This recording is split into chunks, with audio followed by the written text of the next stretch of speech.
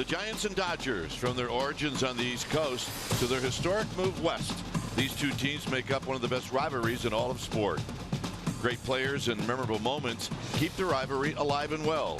And tonight, a newcomer to the rivalry, Johnny Cueto, tries to be the stopper for a Giants team that's lost 3 in a row. Game 2 of the series next.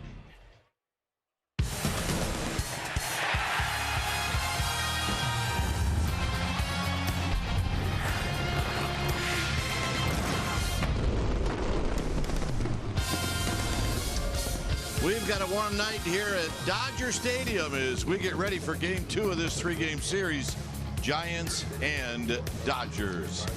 Hi again, everybody. I'm Dwayne Kuiper. Alongside me is Mike Krukow. Well, one of the reasons you sign a guy like Johnny Cueto is to stop losing streak. Giants have lost 3 straight. That'd be a good time to let Johnny Cueto be a part of this stop and losing streak. Well, I think that's the mindset that he's going to have coming into the start. Now, Johnny Cueto has 98 career wins. Only one of them has come here at Dodger Stadium. So now he's got a new uniform on. He's got the Giants uniform on. He's going to try and add to that total. For him to be successful tonight, he's going to have to handle one guy in particular, and that's Chase Utley, who's hitting .407 lifetime against him. He's leading off for the Dodgers. His opponent tonight, Scott Kazmir. Watch the Brandon Belt Scott Kazmir matchup. Belt lifetime 4 for 8 with 3 home runs. 3 home runs. All right. Be nice for a bunch of out-of-heres tonight. All right, it's Cueto against Kazmir. Stay tuned. We'll take you to our CSN Bay Area studios for an update right after this.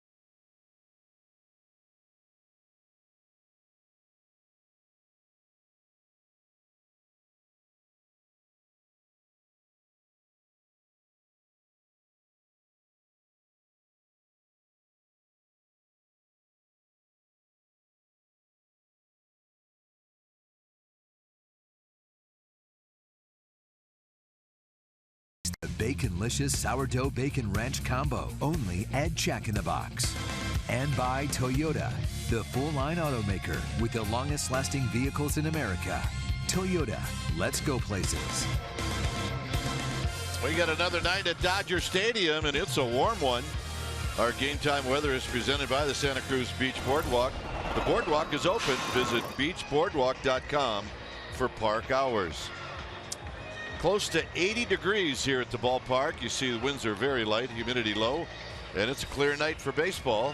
And it's a pretty clear night all around the ballpark.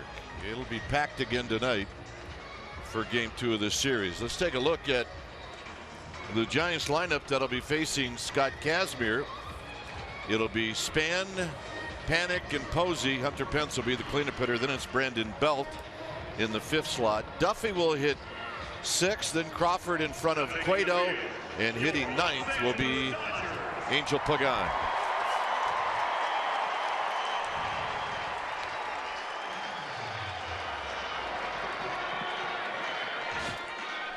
On the hill tonight for the Dodgers will be the veteran left-hander Scott Kazmir.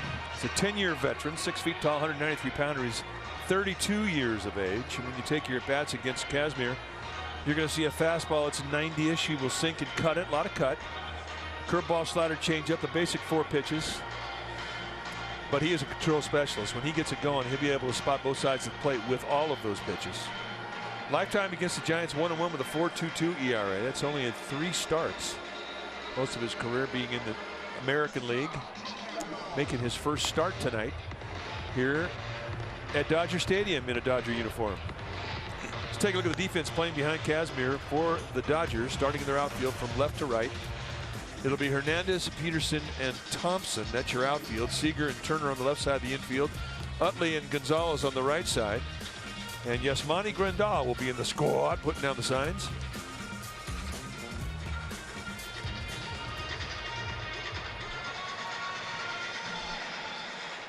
Right now it's time for our Nissan keys to the game. Number 1, Giants have to catch the ball better. They're in a little bit of a defensive slump. That is so important. You cannot give this Dodger team extra outs in any inning. And number 2, Belt ownage. That's right, 4 for 8 lifetime against Kazmir with 3 big flies. So we need to see continued ownage from Brandon Belt. Those are our Nissan keys to the game. Dodgers won last night by a score of 7-3.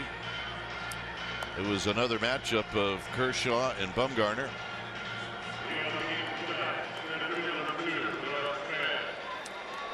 Giants are 6-5. They've lost 3 straight. Dodgers are 7-4. They've won 3 straight.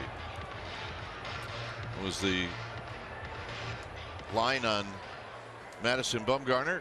Kershaw ended up being the winner, as Kershaw went 7 innings. So here's Span. Span hitting at 244. He did not play last night. And the first pitch of the ball game is a call strike.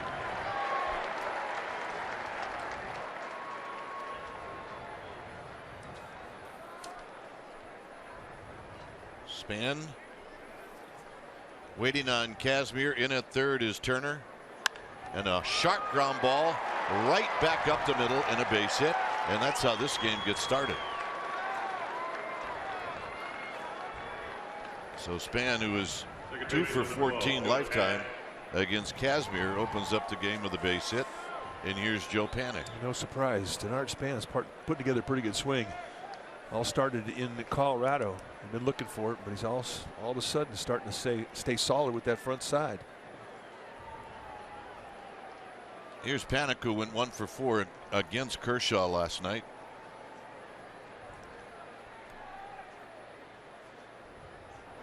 And the pitch is a bit wide and low. Larry Vanover calling balls and strikes.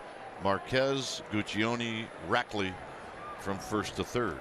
Now Vanover is a low ball umpire, and there's width on both sides of the plate with his zone, but it's inconsistent. You don't always get the same strike in or out, depending on what part of the game you're in, and it can frustrate hitters and pitchers.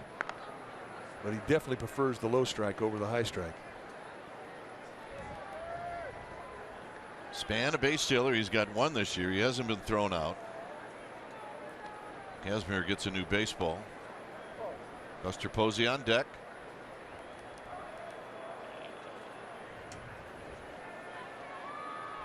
Beautiful night.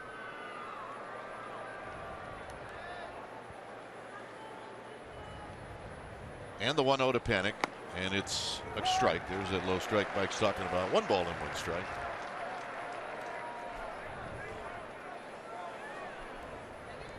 Giants are 3-4 on the road, so they're trying to clean that up after taking 2 out of 3 in Milwaukee and then losing 2 out of 3 in Colorado and losing last night. And that's going to go to the backstop or close to it, and Span will move on down to second. You know, Affeld's on the pregame show. We see more Scuds when he's on the pregame show than at any other time. We saw Scuds with fastballs last night from Kershaw, and that's impossible. That is a vintage Scud. And for Yasmani Grandal, I mean, he had none chance here, so that's a free gift of 90 feet. And just like that, Span's in scoring position. Yeah, we're blaming Affeld. Absolutely.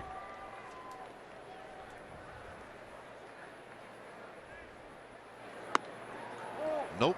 3 balls and 1 strike.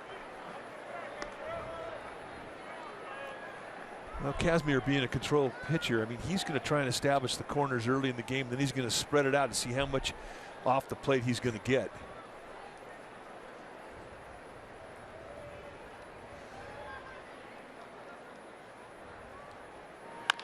Chopped up the middle. Utley can't get it. Here comes Span, and the Giants lead 1-0. Boy, that infield hard. My goodness. Span's ball shot through, and this was just a high hopper.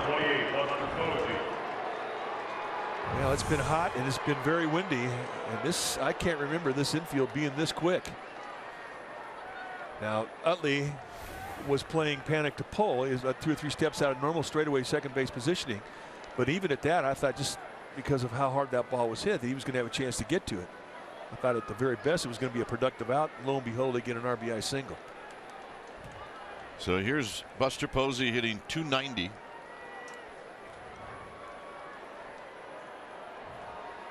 Buster had some good at bats last night, but ended up taking an 0 for 4. And he shoots this one foul down the right field line and out of play. Last week, the Sunday ball game, Buster Posey knocked one out against Scott Casimir. Hanging changeup. He's 3 for 9 lifetime against Casimir with that home run.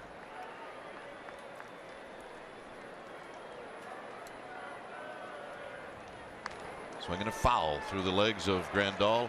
It's 0-2. It's interesting. You saw where Grandal, the catcher, set up prior to that pitch, right in the inside corner, and even giving his target perhaps a bit off the plate in. But yet you look at the outfield where the Dodgers are playing Posey, and they give him the line in left field. I mean, that's a ball you're likely to pull, and there is nobody down the line in left field. I mean, look how far Kike Hernandez, the left fielder, is off the line. And another one in the dirt. I'm telling you, it's an epidemic. Scuds. Scuditis.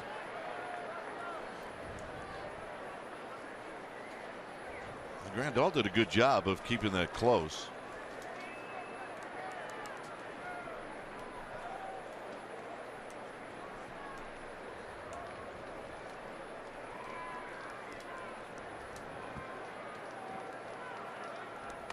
And another one.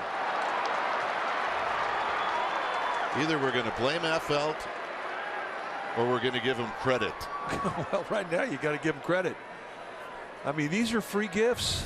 And Casimir is a guy that can pitch for the ground ball. But this isn't even close. And we're talking about a guy who has exceptional command. And to miss that far out in front of home plate, well, it's surprising. It takes away the force. It sets up Panic in scoring position for absolute free. And that's 3 Scuds here in the first inning. And he's only thrown 11 pitches. So it's 2-2 to Buster Posey.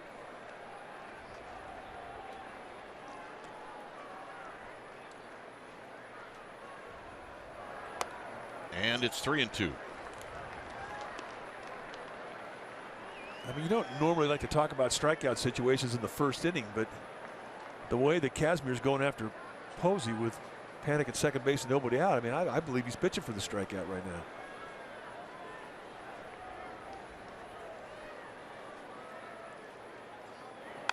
Posey stays alive as he dribbles it foul.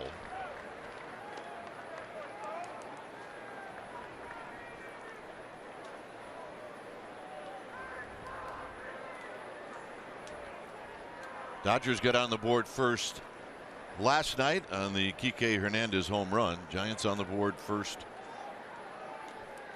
here tonight. And another 3-2 pitch to Buster Posey. And Buster hits a high pop-up foul, and that'll be out of play. Well, somebody made a nice play down there. It's a Giants fan, brought his glove. That babe. Oh, yeah. He's got the good shirt on, too.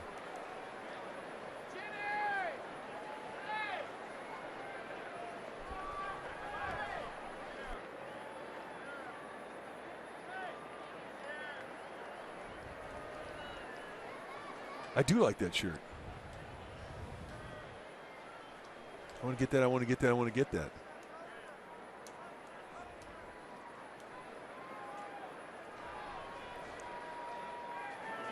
Posey way out in front as he hooks it foul.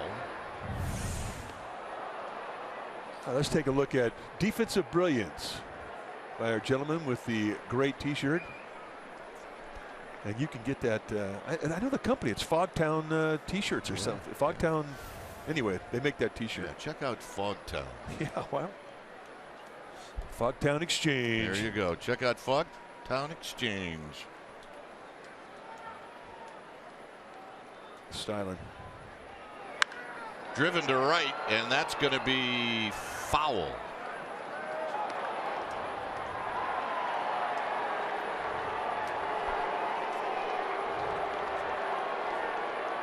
Tenth pitch coming up.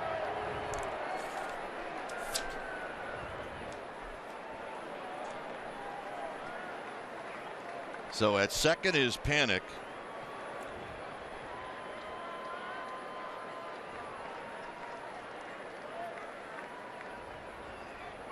And Buster off the end of the bat out to Kike Hernandez, and he'll put it away. He pulled the string on Buster? He did. But that is the strength of Kazmir. I mean, he'll throw anything at any time. He never really is backed into any situation where he has to give in to a hitter looking for one particular pitch. And that's what has allowed him to pitch at this level for 10 years.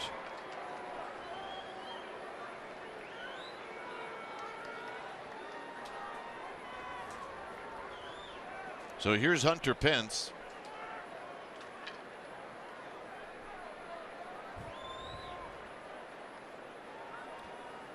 Bochy ball. It's the birthday boy today. Bruce Bochy, right. 61 years old today. Happy birthday, Skipper. Pence takes a strike on the outside corner.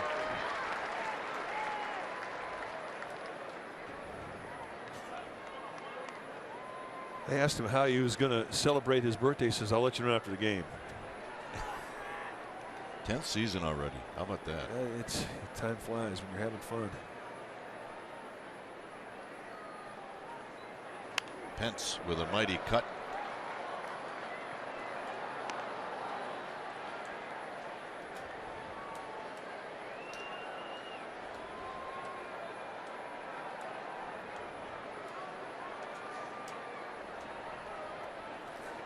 Pence quickly behind in the count, 0-2 with Panic at second base and Belt on deck.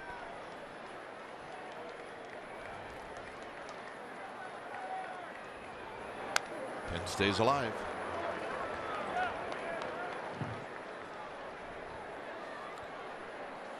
We're talking about the ownage that Belt has on Kazmir. He being Belt is on deck. Pence is 3 for 9 lifetime against Kazmir with a home run.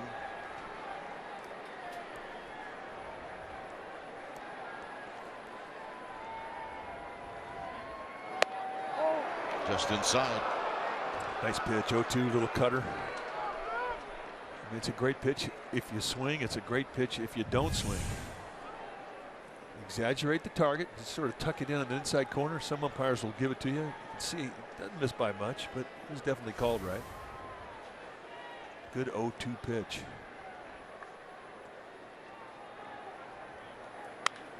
Out of play. And it looks like Kazmir's starting to get a better feel now. I mean, he's starting to move it in, move it away, take a little off, put a little on. That's what he's all about.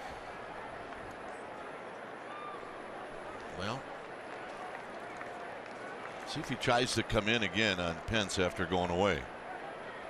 Watch Grandal where he sets up. Down low.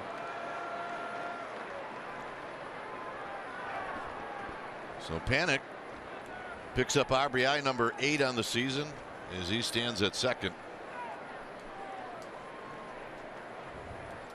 It's number 24 for Kazmir here in the first.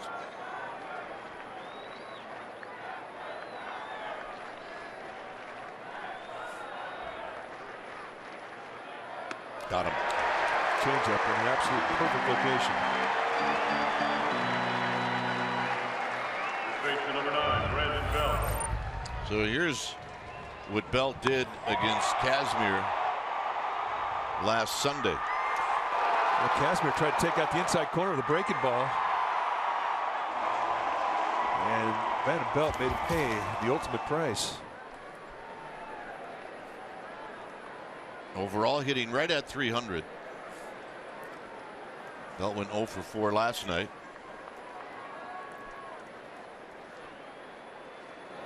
Belt rolls it foul. The Dodgers with the overshift.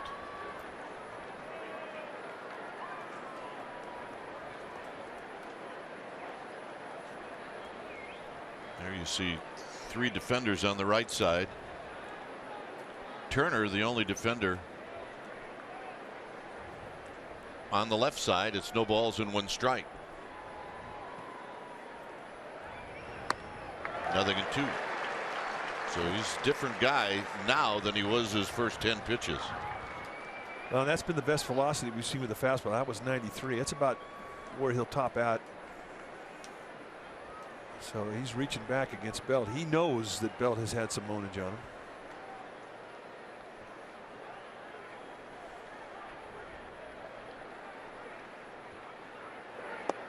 And that'll end the inning. Giants pick up a run. Cueto coming out.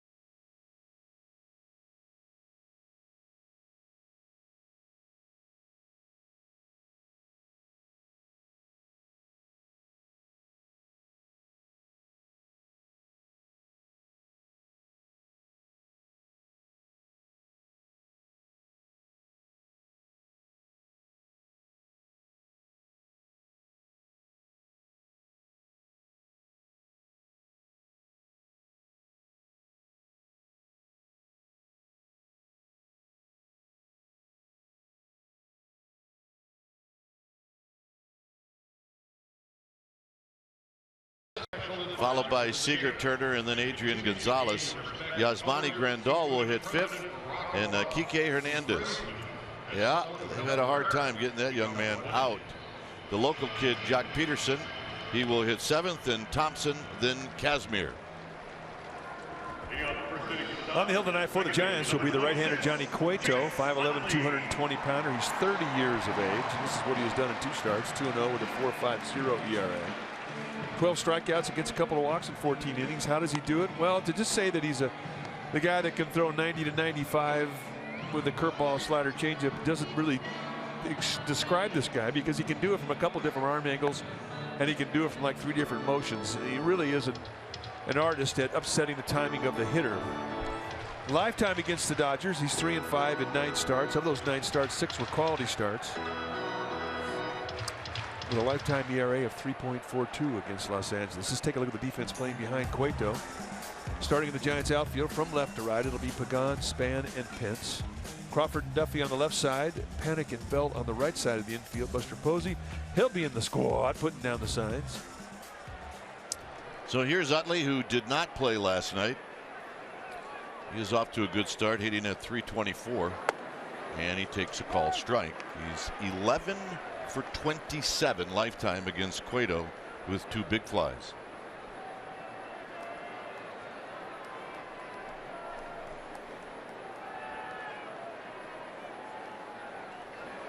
Shoots this one to Crawford on 1 hop, 1 out.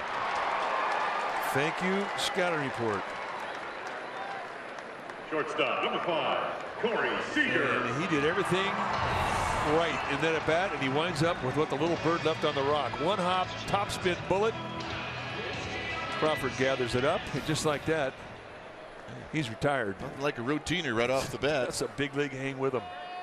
Here's Corey Seager. Seager with a mighty rip. I've said this a lot with Seager. He likes that first pitch. Well, he just missed that one. I wouldn't go back to that same location again.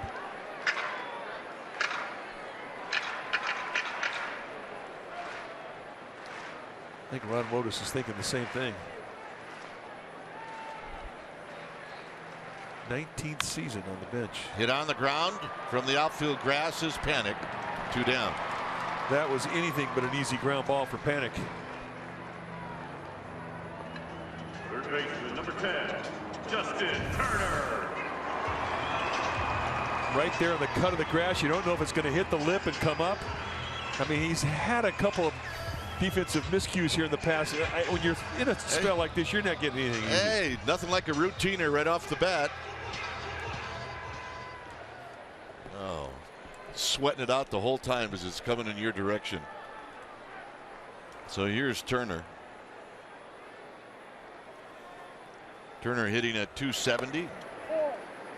Cueto wanted to know where that one was. I do think Buster Posey did as well. You're going to see that a lot. I mean, Vanover has a strike zone that can frustrate you.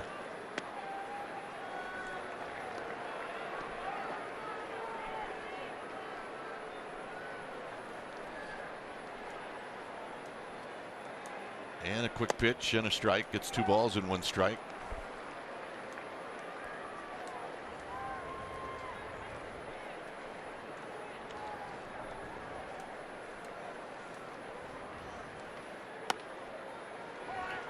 Two and 2. I mean, he didn't even time the back leg to that. I don't know what he's getting out of that. That's 2 pitches he's taken that same way. Like he had no intent to swing at all, and he didn't even try to time it. I'm confused at that.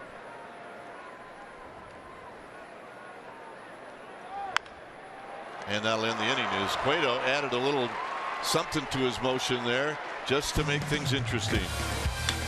1-0 Giants.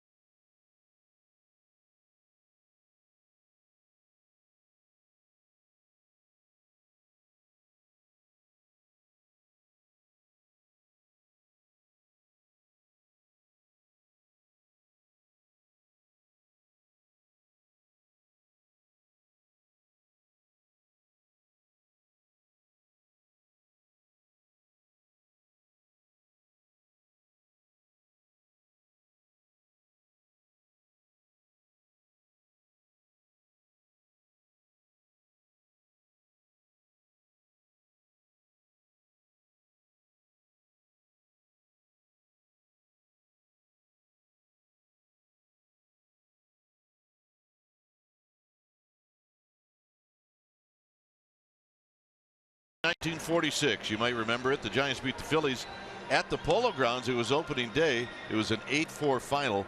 Mel Ott hit the final home run of his brilliant career. Ended up with 511. Ott retired with the most home runs in the National League history and only trailed Babe Ruth and Jimmy Fox on the all-time list.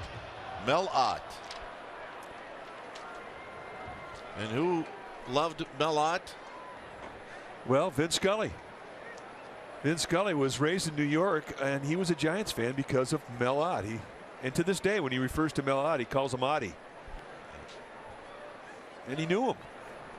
He was a huge Ottie fan. Here's Matt Duffy, who takes a call strike. Had a chance to visit with Vin Scully today. Always a big treat for us because of the stories that he tells us about the relationship with the Dodgers and the Giants, the way it was when he broke in as a broadcaster. Flipped into center field, and diving and catching and hanging on is Peterson.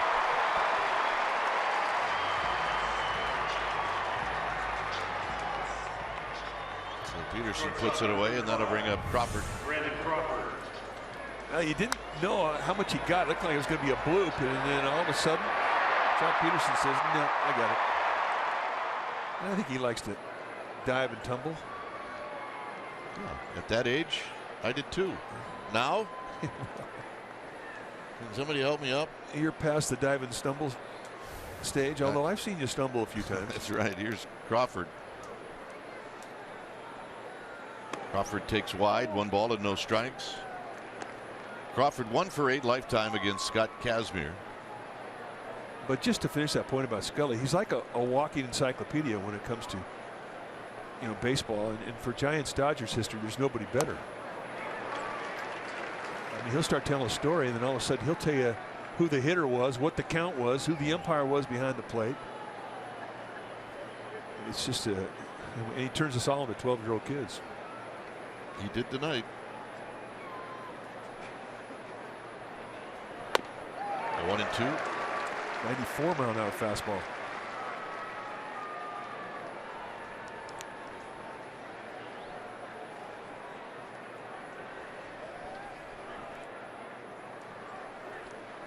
Cueto to follow. Crawford lifts one to left. Kike Hernandez is moving over, and he'll make the catch. We're talking about the windup from Cueto. This is something we haven't seen. It almost looks like it's a little pause and then a step. Johnny Cueto. A perfect little slider out there. His knees. Really a nice job of hitting it from Turner's part. I mean, if it wasn't for nice pre-pitch defense positioning, it'd have been a base hit. I'm telling you, Mike, he's making stuff up as he goes. I have no doubt. I totally believe that. Here's Cueto, who's 0 for 6 on the season. And he'll do stuff that's creative and entertaining in the batter's box as well. And it's 0-1.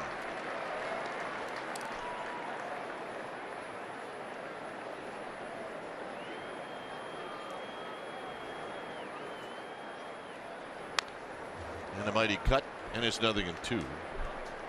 Angel Pagan is on deck. Giants with a 1-0 lead here in the second on a warm night. Now that the sun is starting to go down, it's cooling off a little bit. Cueto cued it foul. But pretty clear night. Well, the Santa Anas have been blowing through the San Gabriels ever since the Giants checked into town. And you get clear nights from it. I mean, it's really reminds you that this is a desert.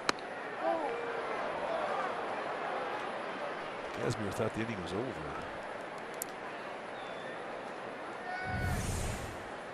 Let's take a look. How good was this pitch? Not bad. Foul back.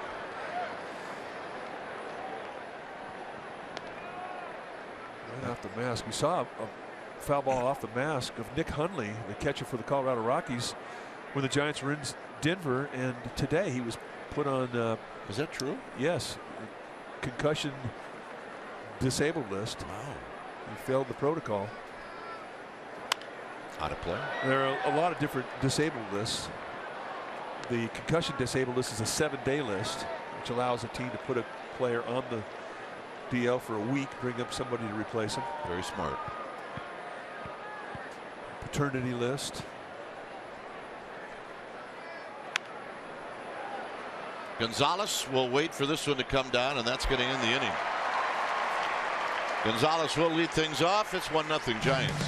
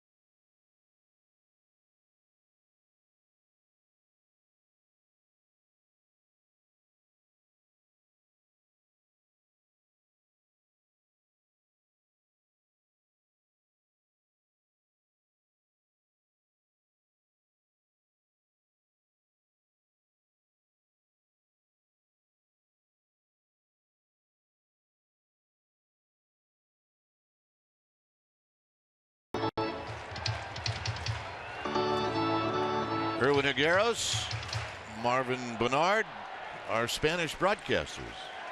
Marvin flying into town for this 3-game series. Marvin had a busy winter. He was the manager of the Nicaraguan team that was in the WBC. Wow. They really had a great tournament. They were eliminated on the last game by Mexico for the championship game. Mexico advancing to the WBC tournament for next year. But he was fired up to be back around the team.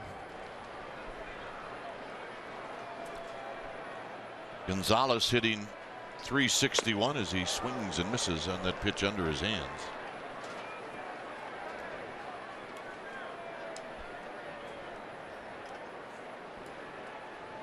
Grandal and then Kike Hernandez.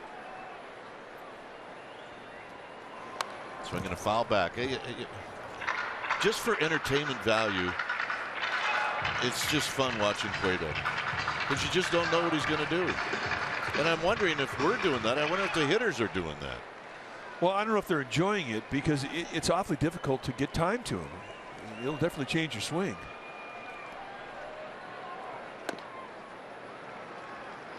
.93-mile-an-hour fastball. These are the best velocity fastballs we've seen him have. And on given days during the season, you'll see him up around 95.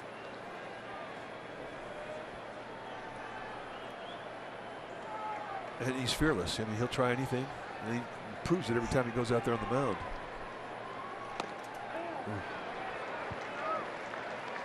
Cueto with a smile at Larry Vanover. It's 3-2.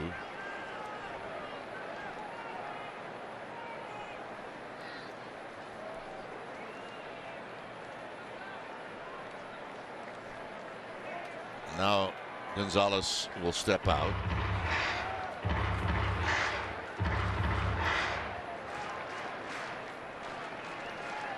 Three balls, 2 strikes. To left, Pagan. Well, the Marlins are coming to AT&T Park next weekend, April 22nd through the 24th, and on Saturday, April 23rd. The Giants are going to honor Matt Duffy with his first Major League bobblehead. The first 40,000 fans are going to get one, courtesy of PG&E. Need tickets? Go to sfgiants.com/tickets. He shaved before his bobblehead. Yes, he did. It's a big moment. Oh, it's coming back. Used to be a big moment when you got your first baseball card. At that rate, it'll be back by September. Yeah, well, it's if he waters it every day. Grandal is 0 for 4 on the season. Look out, and that almost got his teammate. You think you need to pay attention at all times when you're on the field? You do.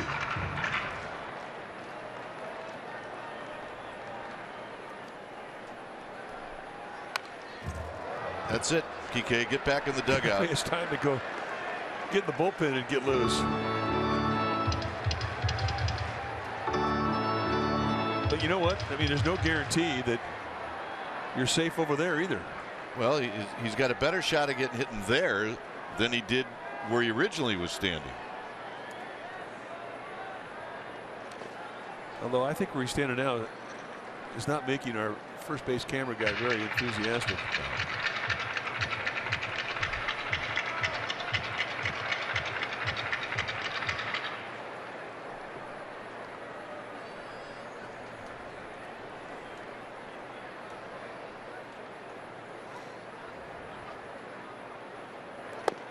High. 2-2.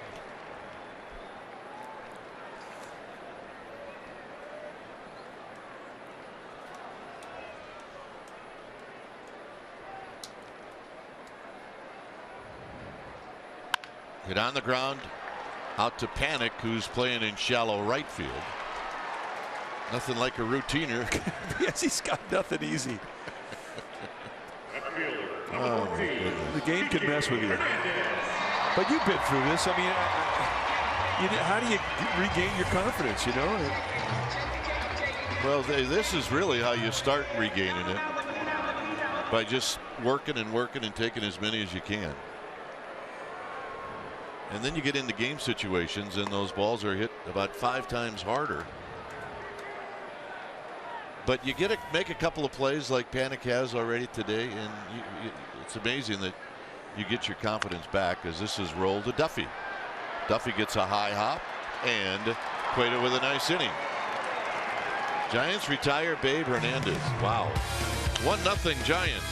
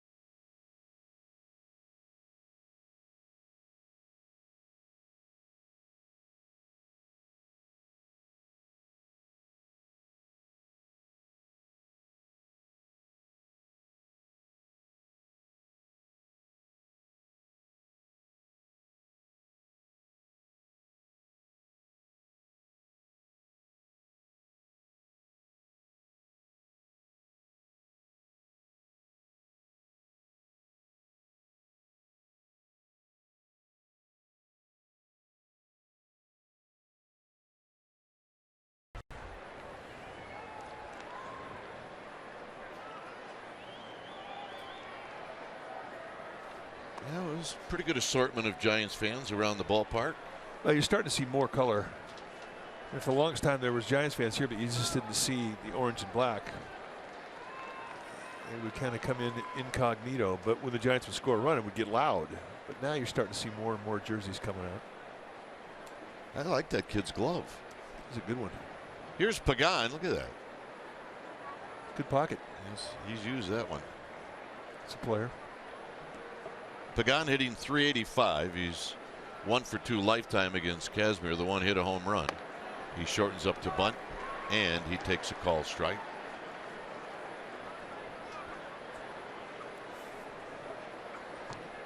Span and then Panic.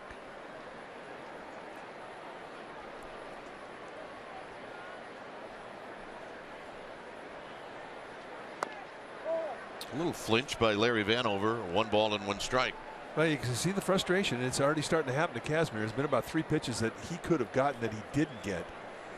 And it runs your pitch total up. I mean, he's got a lot of pitches through 2 innings.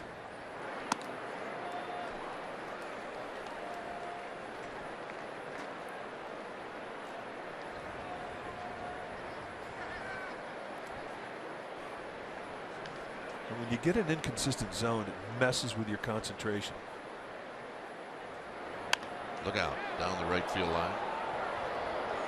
I mentioned the 1 hit lifetime, the home run. This happened on Sunday. Well, that was a 6-5 ball game. This is the swing of the bat that tied it up, so it was a significant home run. The Giants would go on to win that ball game.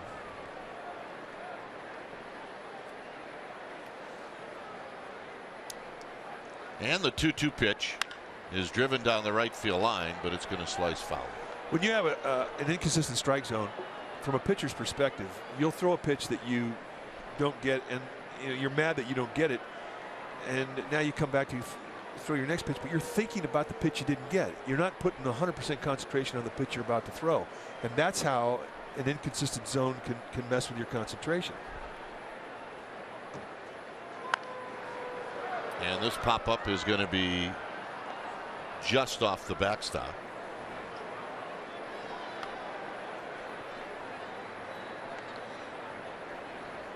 So important for a pitcher to think in the moment, think on the pitch he's about to throw. If there's any residue from a pitch that you didn't get or a play that didn't get made, any part of your mind is left on that pitch or that play, you're not going to commit to the pitch you're about to throw. You really have to fight it to stay with solid concentration. Fair ball. Down the left field line. Pagan's going to have to hurry, and now he puts on the brakes, and that was a wise move, and that's a great play by Hernandez.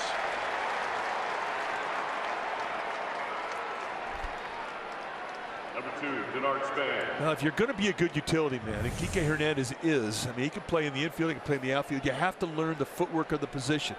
And coming over to the line as a left fielder and being able to set up and get a throw off with accuracy is something that is technique. Surrounds, plant, come up, a high over the top throw. I mean, right past Turner, who had no chance, but off the crack of the bat, a speedy runner. I mean, Pagan's thinking too. Now, he did get a good carom. Kike Hernandez did, but still, nice play, good footwork.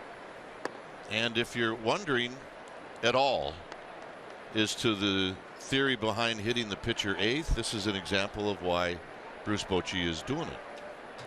Pagan leads the inning off with a base hit. There's the birthday. All right, I'll say there's the birthday boy. Tapped on the ground. Utley will shovel it, and that's all they'll get.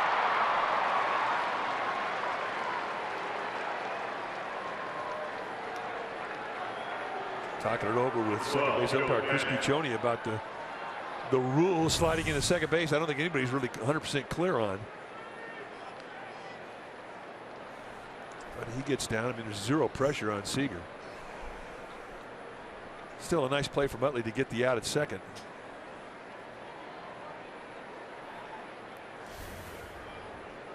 Panic singled up the middle, knocked in the only run in the game.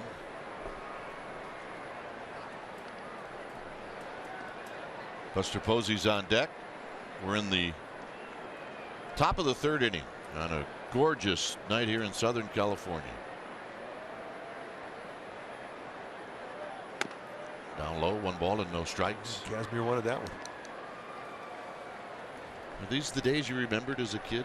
This weather? Yeah. Well, the Santa Anas have been around. The thing I remember about the Santa Anas is it was so clear. When it gets warm, it doesn't usually get clear.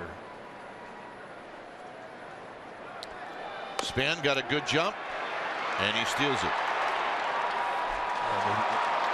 He steals them easy. His jumps are so good, and I think his reads to get a good first step off the pitcher are outstanding. We're making our forward right choice. I mean, he was going on first movement. As soon as Kazmir made a motion to lift that leg, he was gone. I mean, that's a huge jump. Grandal's got a good arm, but I mean, even a good arm and a quick release is not enough when you get a jump like that.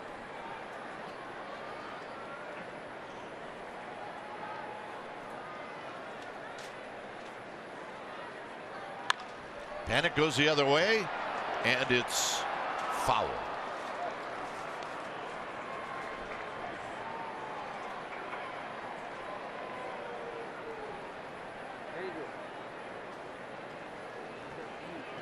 So Panic will come back.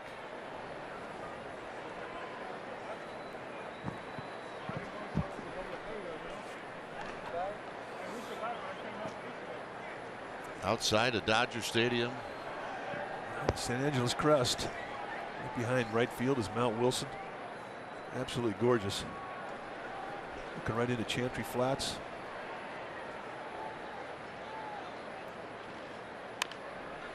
This is going to be over by the Dodger dugout, and it's going to be out of play.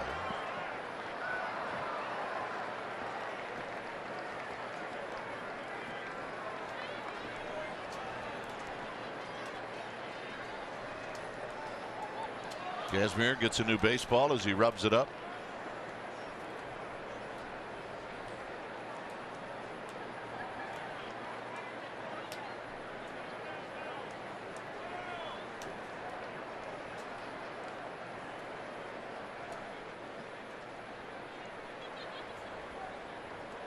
Kazmir looking in to Yasmani Grandal in the 1-2 pitch. Instead, it'll be a bluff to second. Well, that's the only base you can bluff to. You used to be able to bluff to third. Rules changed. No longer can you do that, but you still can turn to second, fake a throw.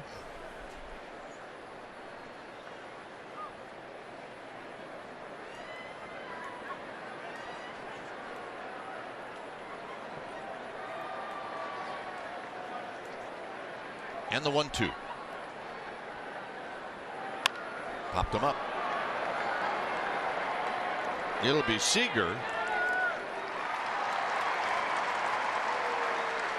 2 outs, and here's Buster Posey. Number 28, Buster Posey. Really hard to stay back against Kazmir. Well, that's his strength. I mean, he throws out the same arm slot with every one of his pitches. A lot of deception in his release.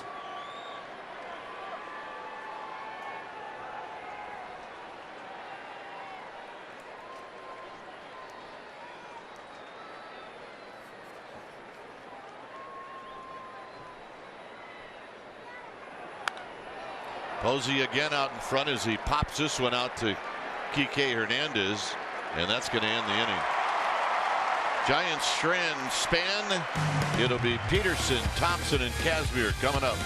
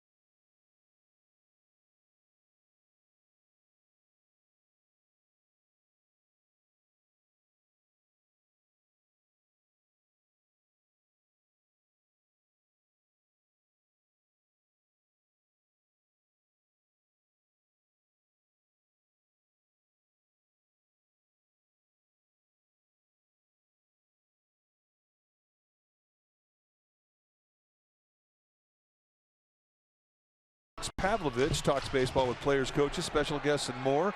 Giants Insider Podcast with Alex Pavlovich on csnbayarea.com. Also available on iTunes. Giants with a 1-0 lead. Here's Peterson to bat first.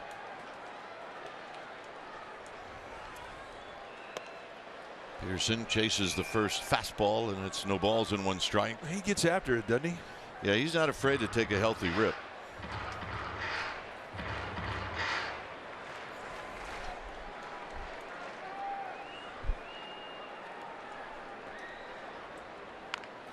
Bunts this one. Posey calling off Cueto. Got him. That's the play right there that I think separates big league catchers from other catchers. I mean, you're not expecting it if you're Buster Posey. You just saw Jock Peterson completely leave his feet in the first swing. And yet you got to get out of the box, chase it down, and with the ball moving away from you, pick it up with your bare hand and make a throw. I mean, this amazes me night after night that these guys make this play look so easy, and it's not. And there is no margin for error. So here's Trace Thompson.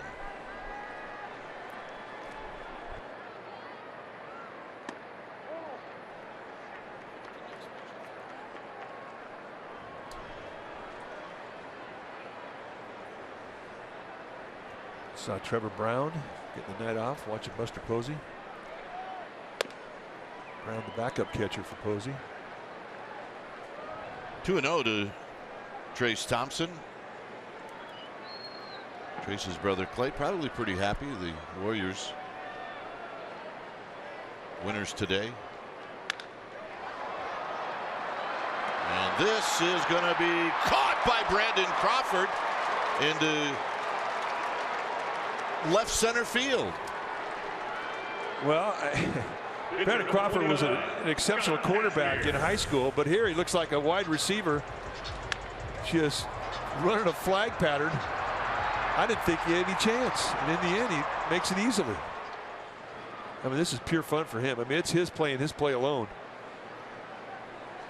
Nobody was even close, and Crawford runs it down. Nice play. Here's Scott Kazmir, who takes high, 1-0.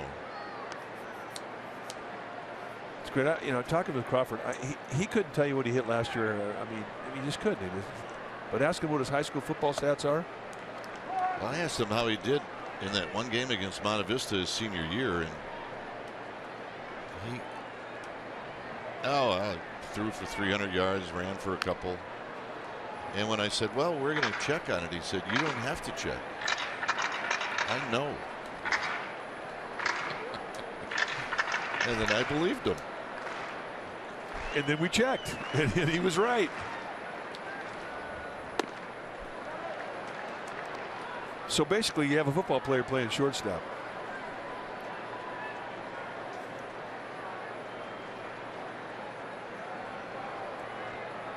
Pitcher against pitcher.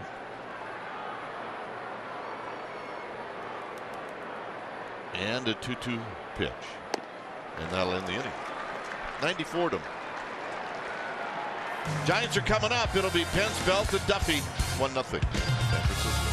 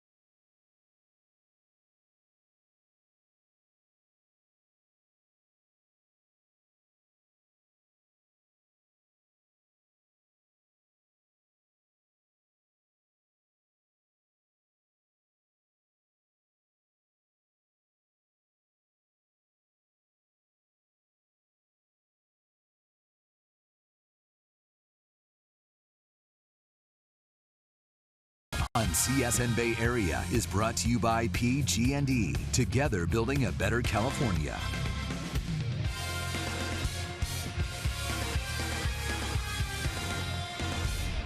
1-0 Giants here in the top of the 4th inning.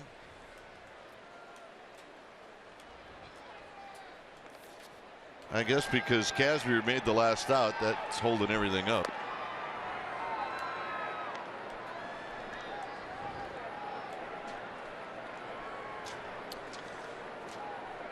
Now Marlins coming to AT&T Park next weekend, Friday, April 22nd. First 20,000 fans are going to receive a 2 flaps down cap presented by River Rock Casino. Then on Sunday the 24th, first 7,500 kids 14 and under will receive a Joe Panic backpack courtesy of C's Candy.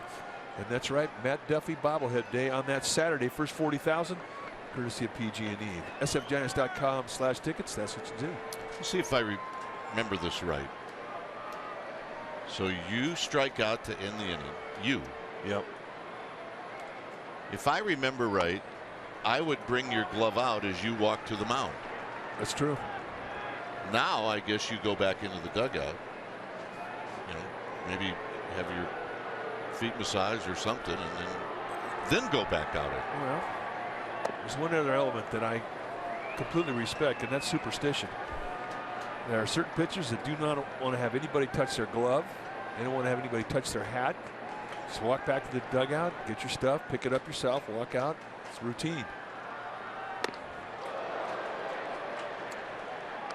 Okay, all right. Some guys, you know, it doesn't make a big deal to them. But how about Mike Cuellar? I mean, here's a guy that you played against. I played with in winter ball.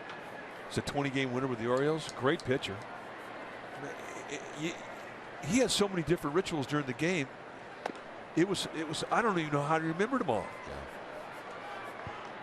Like, you didn't go near him or near his stuff, and it was the same every inning.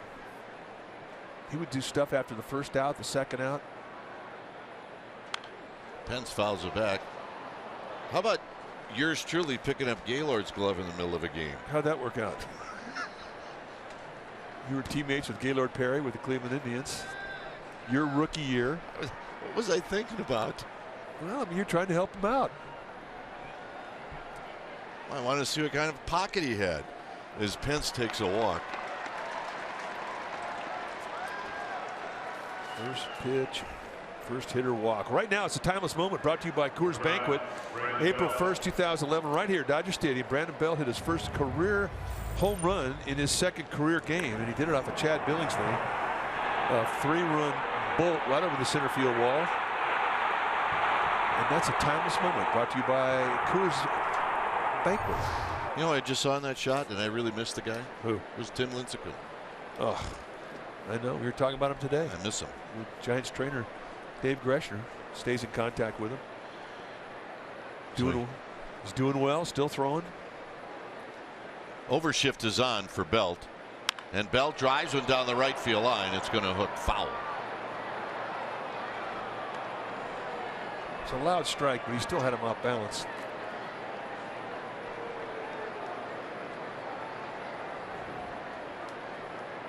Got a man making a play down there.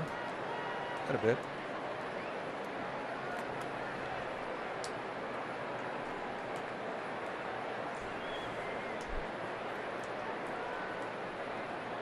Duffy to follow.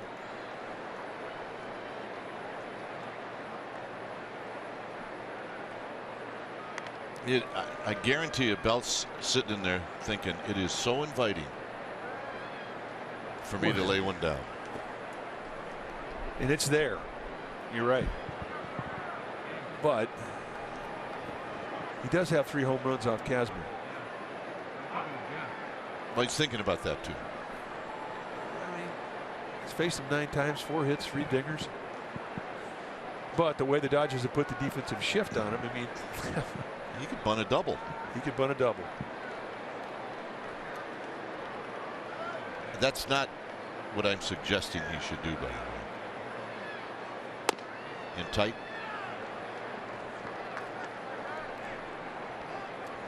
But after watching him do it in spring training a number of times, and maybe it was smart he did it, because there are a lot of scouts in spring training watching what everybody's doing.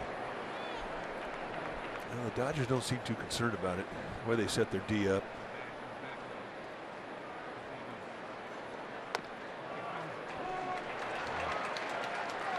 Not sure that's exactly where Kazmir wanted it, but he got the call. It's 1-2. Yeah, this is a gift.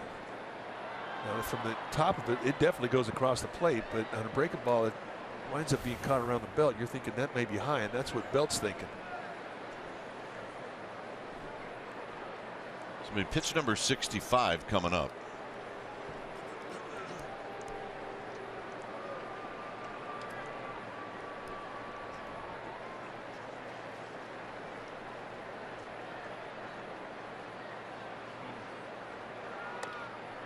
Two and two.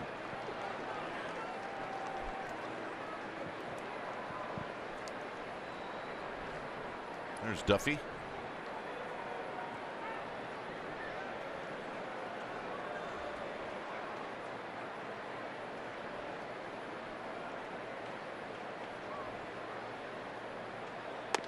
Nope. Close. Well, you got to have guts to take that one, especially since the second strike was called on a high breaking ball, not that far away from this. See Grandal trying to chuck it in the strike zone. Well, we'll see if Pence takes off here with a count of 3-2.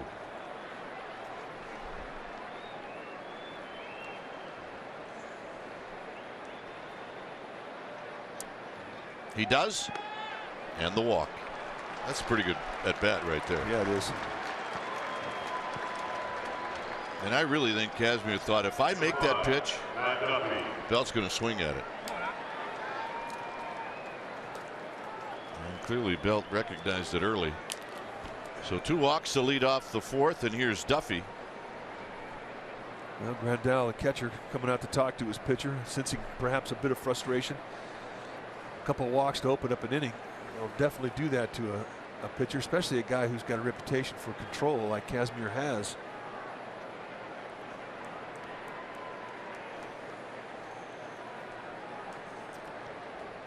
Duffy had a soft line drive into center field that Peterson came in and made a nice play on. We played Duffy in the outfield pretty much the same day they played Buster Posey. They bunched the gap, give him the line in left field.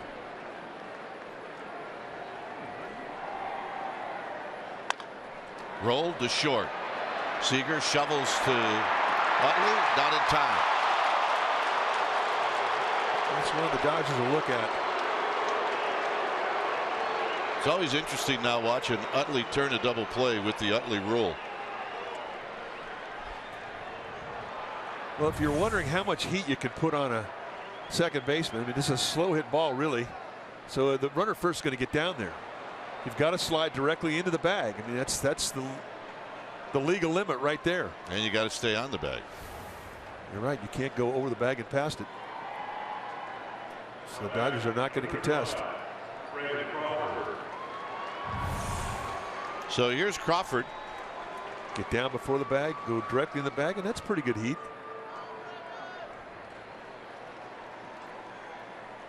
Or look at the pressure put on the play. A little shin burger out of it. So Crawford, who popped out to left's got a chance to pick up an RBI here in the 4th.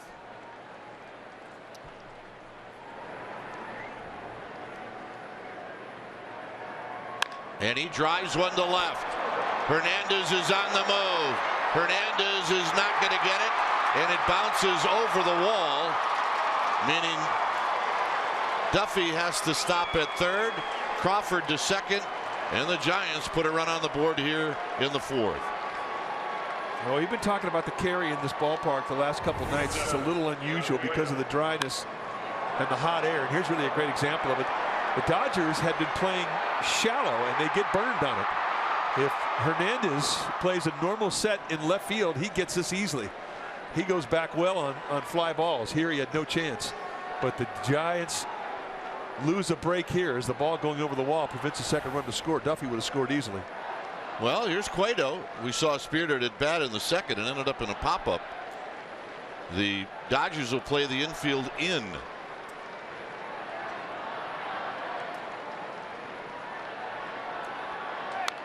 And a swing and a foul back, and it's no balls and 1 strike.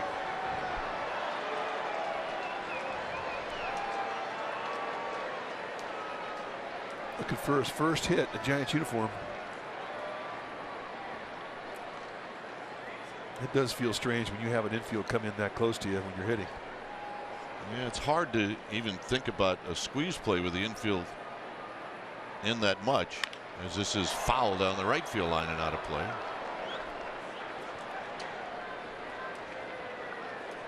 Plus, it doesn't help that when Roberto Kelly's giving the signs, Cueto's looking someplace else.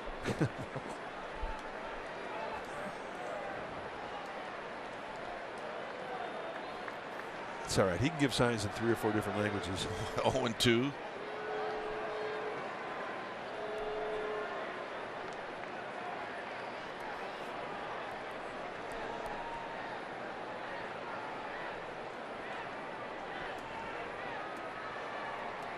Cueto waiting patiently.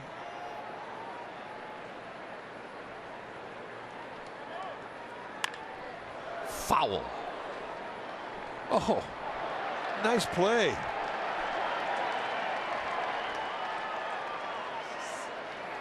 That may be one of the best plays we've ever seen made on the foul lines. I mean, she just absolutely gold gloves it. All right, back up, and now dive. And a bit. And Cueto out swinging.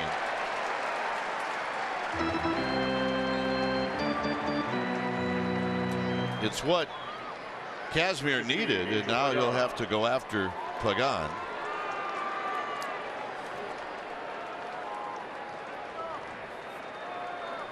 Yeah, that's not the first time she's put that glove on. I can tell you that after watching her make that play.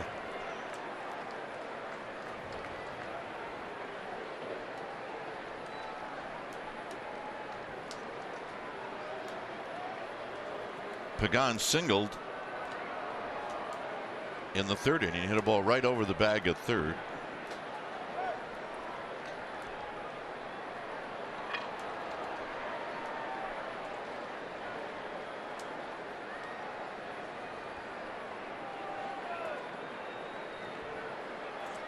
So with base open and a right-handed hitter up, they're saying what the heck with that. We're going to go after Denard Span, the left-handed hitter. Interesting, because he's had 2 good at-bats tonight against Kazmir. But I think Pagan has earned this respect, this happy start that he's had. He's been hot.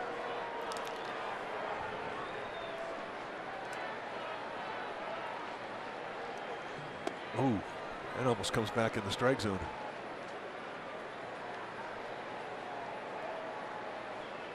If you're Angel Pagan, be ready.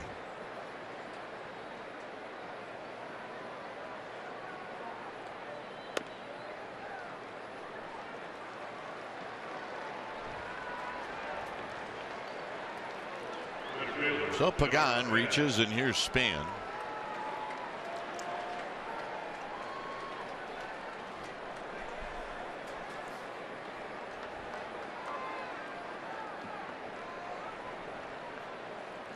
Duffy, Crawford, and Pagan.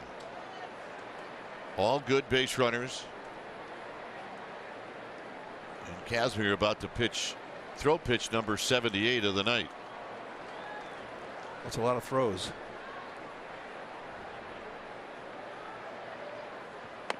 One ball and no strikes. The scout report will give you a lot of information about how to play a team. Certainly the Dodgers are respecting Pagan, but it doesn't always say when a guy's starting to get hot, and that's what's happening with Span. He's coming out of his funk. He's really starting to put together good at bats. It's an opportunity here for the Giants. And he gets the belt tie strike to even the count.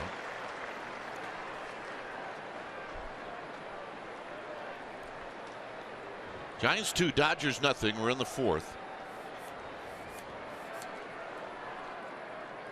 There you see your base runners.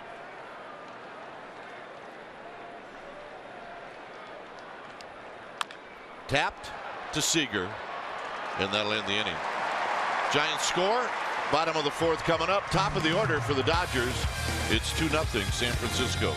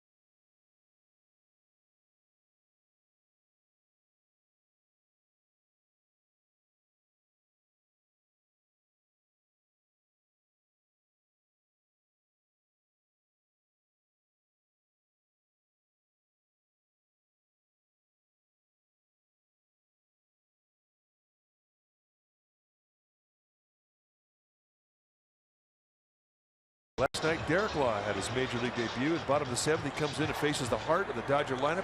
He strikes out Adrian Gonzalez. He strikes out Howie Kendrick. And he strikes out Trace Thompson. That is our Togo's big play, the Togo's way. Put a seatbelt on Mom. That was a pretty good moment right there. There's Derek Law. He did allow a triple to Justin Turner. That didn't count. Not that I wanted to bring it up, but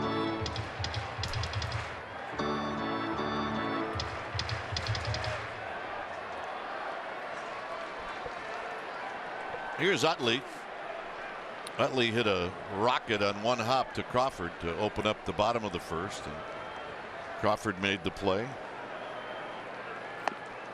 And he takes a strike. It's 34 pitches on the night for Cueto. Kazmir, on the other hand, has thrown 80, so you get an idea of which team has been out on the field a little bit longer.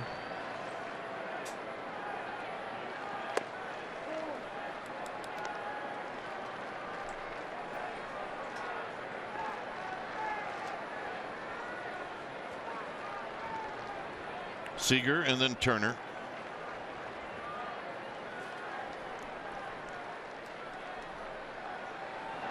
Out of play, 1-2. And I think what you see right there is the benefit of varying the different motions that you have.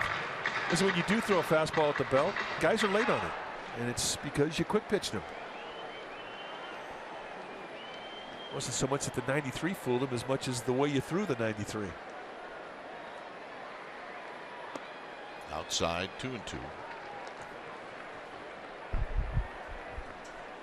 And I guess, Mike, if you're going to quick pitch people, you got to use all your pitches when you do it. All of them. Whatever you do, if you drop your arm down, whatever you do, you have to throw all of your pitches out of the variance in arm angles or motions.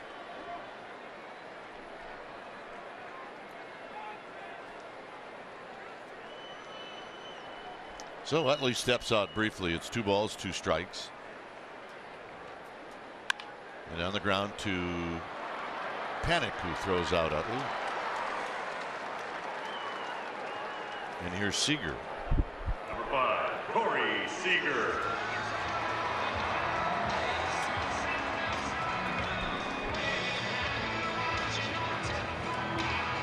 Seager rolled out to Panic. I think what infielders are finding out is ground balls are getting on top of you very quickly, much like the way they play in Arizona.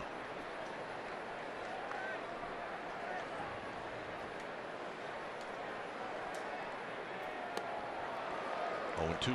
So going after him with some soft stuff. He opened him up with a little backdoor slider to take strike 1. Here follows that up with a changeup. And it really sets up fastball up.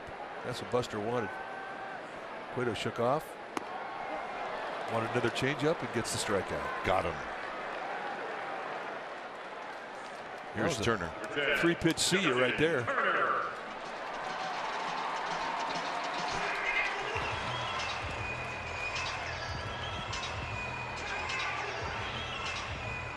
Turner hit a line drive to Belt to end the first inning.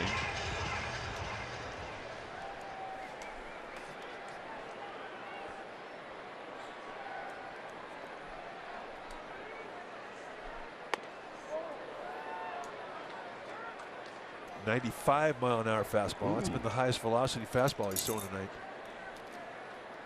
I think the warmer the weather is, the more velocity you're going to see on the fastball of Cueto.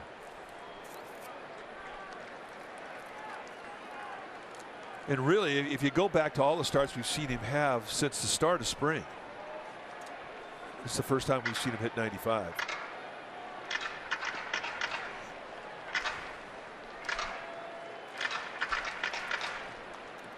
Two 2-0 to Turner.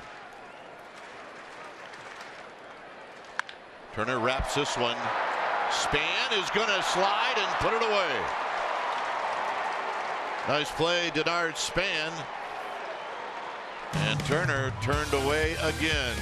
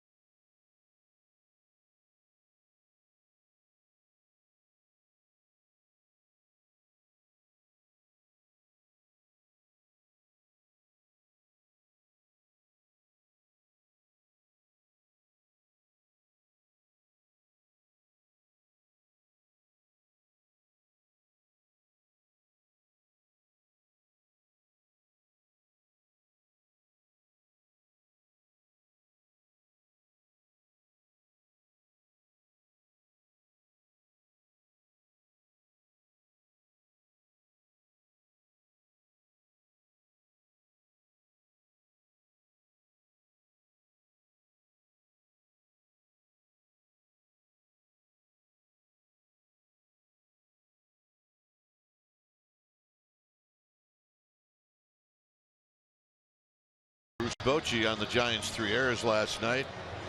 And the skipper says, we just didn't play a clean game. That would have helped matters. That's uncommon for us. We're pretty good at catching the ball. Yeah, you're right. That has been the signature of this team for really just about all of the 10 years that Bruce Bochy has been a manager here. Let's take a look at a good defensive play. However, this is the swing of the bat from Turner, who's had the best at bats off of Cueto tonight. And off the crack of the bat, I didn't know if Span was going to be able to get there in time. And in the end, he makes it easily. Nice play. Sweet spot. Sweet spot. Santa Rosa. Panic is 1 for 2.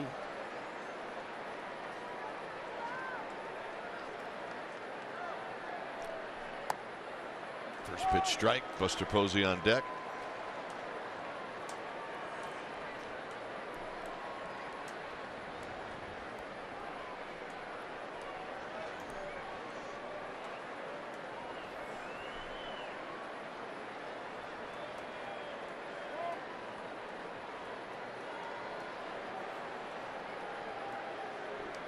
.81 pitches for Scott Kazmir.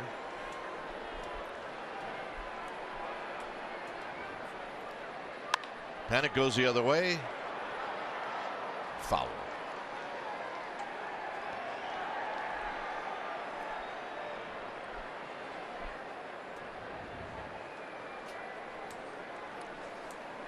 So Joe Panic will come back, pick up his bat.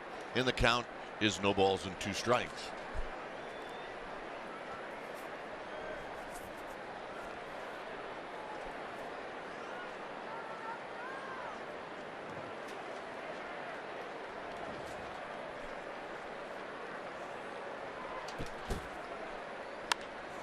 And again, a foul out of play. If you're looking for the Earthquake soccer coverage, the Earthquakes in Timbers, it's available right now in CSN Plus, which you can found on Comcast channels 105, DirecTV 696-1, Dish channels 448, and AT&T channel 771. If you can't find CSN Plus, log on to csnbarea.com or call your local cable provider. 1 and 2.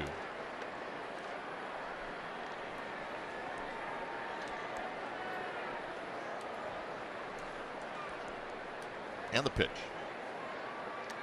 2 and 2. Good pitch, good take. That's exactly where Kazmir wanted to put that.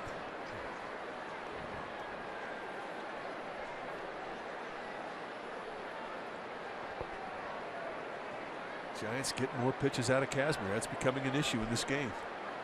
85 pitches. That's a lot. Panic, a little fish job into right field, a base hit. Now, to get a lot of pitches out of a guy and then wind up getting a base hit, I mean, that's a bone crusher. 2 hits tonight for Panic. And he's starting to get those kind of hits you get when you're starting to get hot. So here's Buster. Buster's flied out and popped out, both to Kike Hernandez.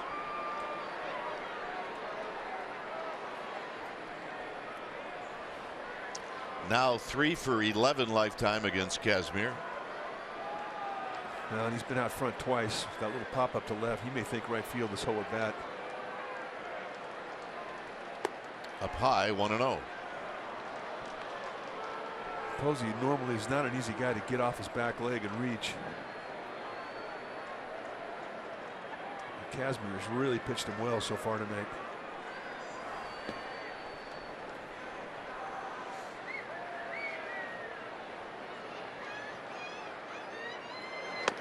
Nope, 2-0.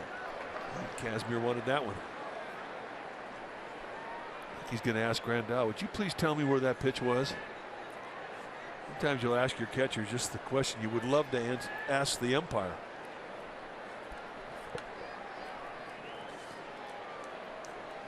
So, doing a smart thing, taking a walk, trying to cool off.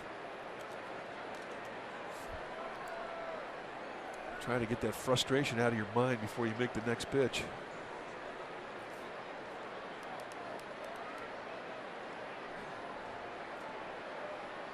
Two-0 pitch to Posey.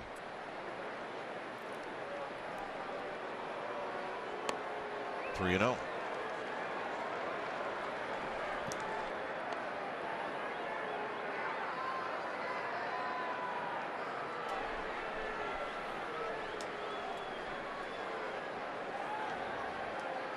Posey will green light.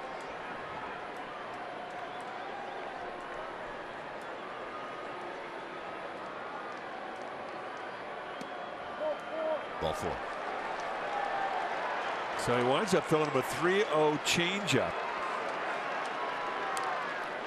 Anticipating that indeed Posey was going to jump on any fastball he might give him. It has been nibble all night for Kazmir, but that's really his style. I mean, that's how he pitches. Dodgers going to start getting some activity in their bullpen, and Rick Honeycutt going to come out and kill some time. Liberatore, the left-hander.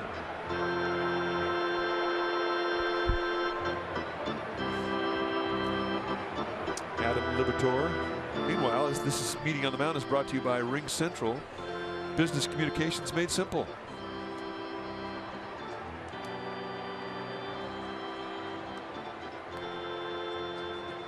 Where's the clock? Well, you're right. It says they have 15 seconds left, which I don't believe. Well, they started when Honeycutt hits the foul line. If they have.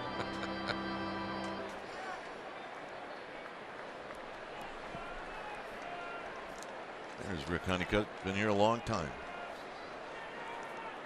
Very well respected pitching coach. Here's Pence. Pence has struck out and he's walked.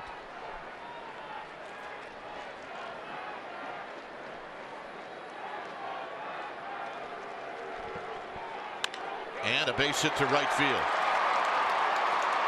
Panic got a late jump, so the bases will be loaded for Brandon Belt. Well, he had to freeze on a line drive, make sure that ball got to the outfield. Once he did that, with Trace Thompson, he doesn't have the arm that Puig has, but still a good arm. Yes, he does. And Thompson has an accurate arm.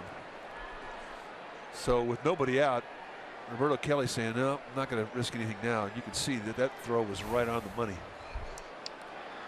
Belt is struck out and walked. The bases are loaded.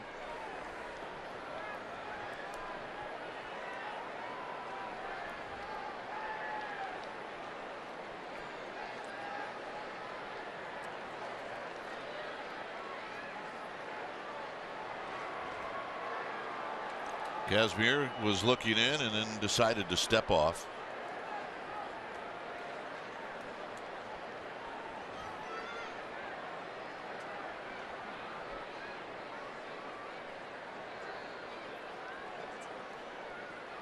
And the pitch to Belt. Low, 1 ball and no strikes. Kazmir behind in the count again. Adam Liberatore, the left-hander in the bullpen for the Dodgers, he's ready to go. And with the pitch count being at 92, this may be the last hitter that Kazmir is allowed to pitch to.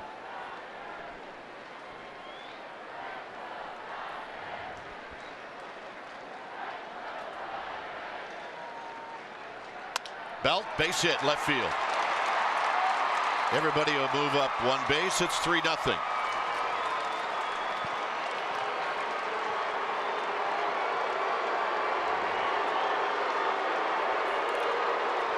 And the hitter will be Duffy, and that's it for Scott Kazmir.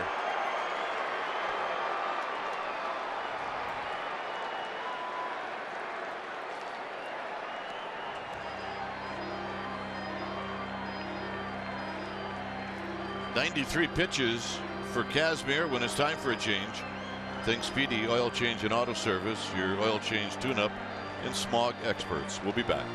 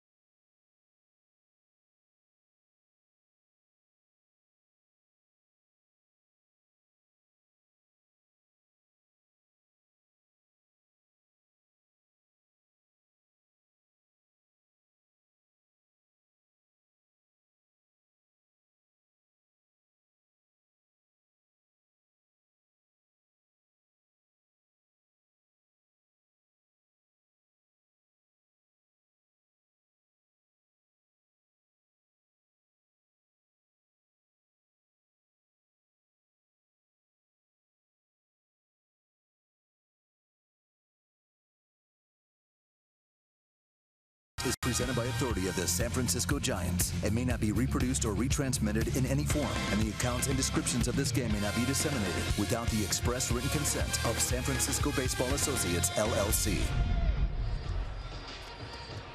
Here at Dodger Stadium, a pitching change. Giants have scored a run, and they have the bases loaded with nobody out. So Adam Liberatore is the new pitcher. Liberatore, 28 years old, just about a year's time at the big league level. He's got a good arm. I mean, he'll run up there low to mid-90s. He got a hard slider and a split.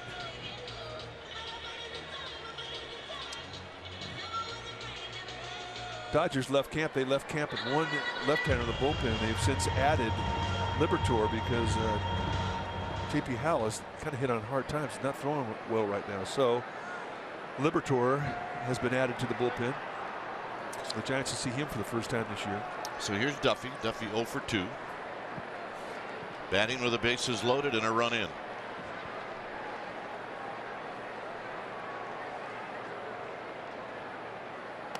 And he takes a strike at the knees at 91, and it's 0-1. Posey, Pence, and Belt. Runners from third to first.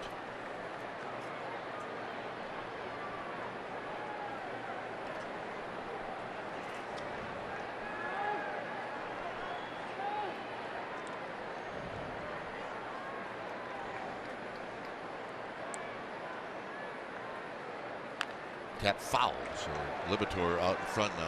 Duffy 0-2. And there was the split. I mean, he'll throw more splits to righties, more sliders to lefties.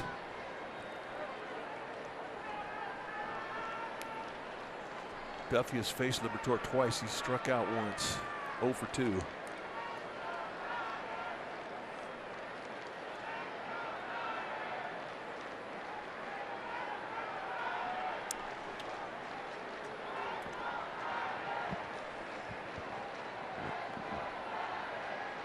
Duffy hits a high fastball and pops it foul. I'll say this: last year with Matt Duffy, our first chance to watch him play all the time, these were the spots that he really excelled in. Good 2-strike hitter, good 2-out hitter, good hitter with runners in scoring position. That's the one. And those are 3 good labels to have attached to your name if they're describing you as a hitter.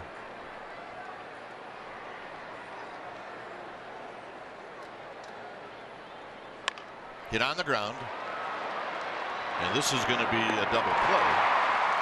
Posey comes in. It's 4-0. Not exactly how you want to write it up, but you do want to get a run in. Vince moves to third.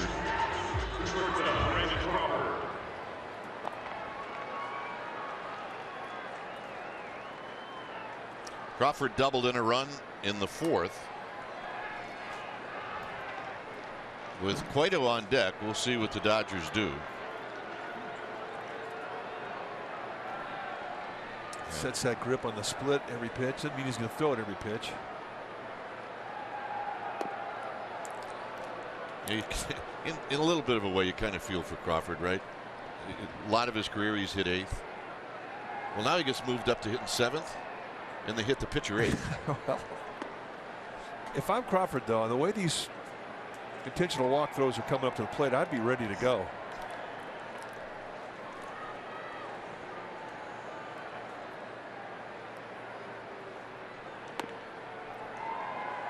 But you're right. I mean, and I think that was one of the considerations that Bruce Bochy had when he started entertaining the idea of hitting the pitcher 8th.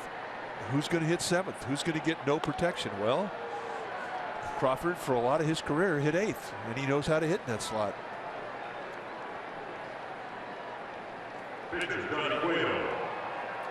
Here's Cueto. He's popped out and struck out, and he has been entertaining in both at bats.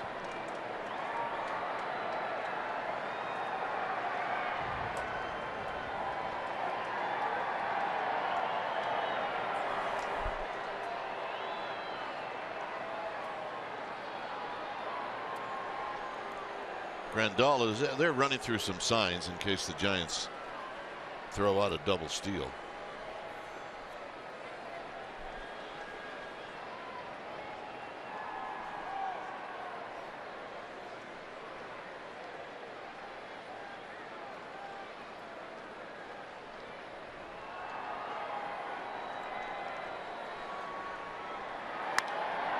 Pop foul down the right field line. I'll say this about Cueto. I mean, he takes his hacks up there. He does. I mean, lifetime average just a little over 100, but the way he moves the bat, I mean, he's a threat. I think he's relaxed. He's the most relaxed guy I've seen since Livan Hernandez. Bartolo Colon. I mean, just completely at peace with where they're at.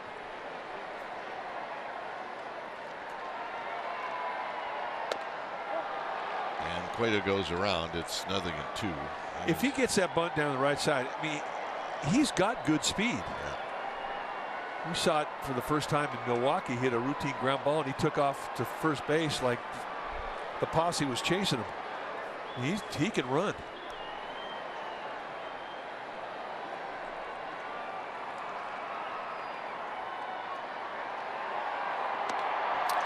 And that'll end the inning.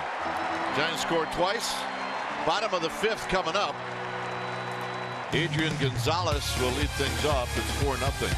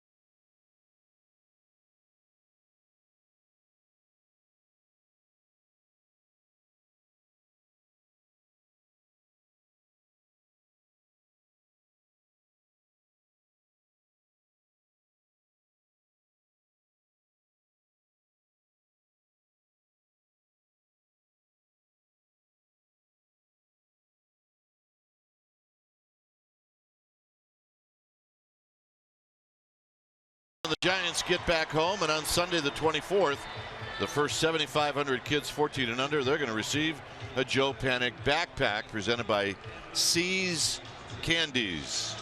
sfgiants.com/tickets.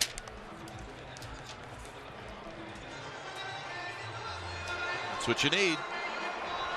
A Joe Panic backpack.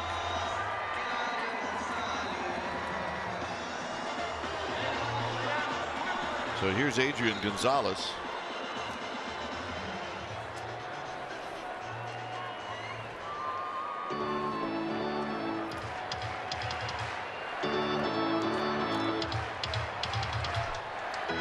Gonzalez hit a fly ball to Pagan to open up the second inning.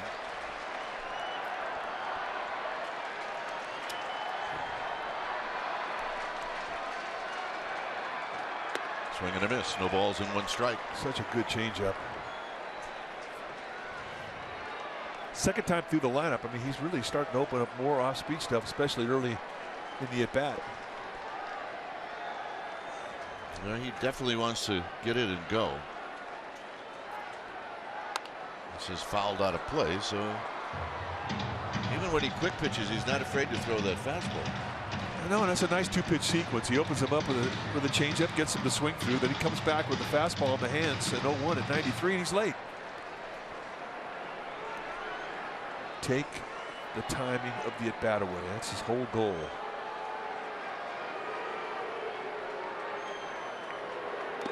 Down low. Juan Marichal has to be watching somewhere and smiling.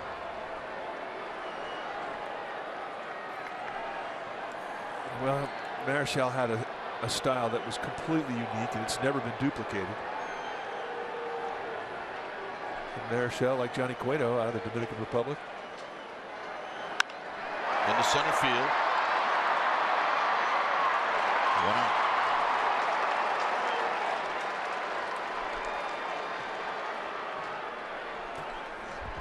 Take a look at pitch usage last year. The change up about 16% of the time. This year, it's still, I mean, years early, but 19% of the time. Likes the cutter, likes the fastball. I mean, for the most part, you're going to see hard stuff off him, but I mean, he'll throw anything any time. The fact that he only throwing 2% curveballs doesn't mean that he won't throw it at you. 3-2 bases loaded, tie score. He's got that kind of confidence. Here's Grandal, who bounced out to Panic in the second. But you're right, and what Marichal did is he found a great audience in the 60s in San Francisco. He was absolutely revered there, Hall of Famer. Why wouldn't you love that guy? But I think that Bay Area is really going to fall in love with Cueto for the same reasons. He's got a style, and he has a flair with how he gets it done. Yes, for some reason Giants fans get attached to that. They do. And Marty Brenneman, who had Cueto as he came up with the Reds, told us that folks out in San Francisco are going to love him, man. And I believe him. Marty's as good a baseball man as there is. And he knew how revered Cueto was in Cincinnati for his style. 2-2. Well, he's not allowed a base runner. We've got 1 out here in the 5th.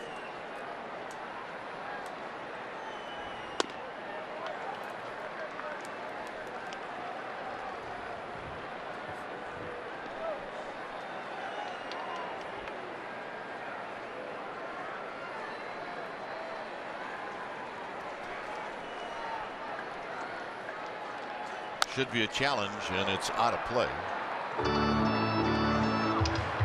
With Marichal's delivery, with Lincecum's delivery, now Cueto.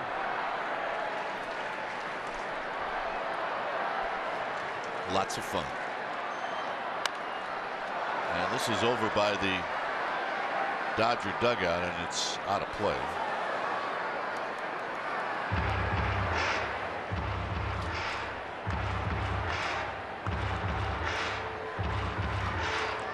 Used to be a lot more foul territory here.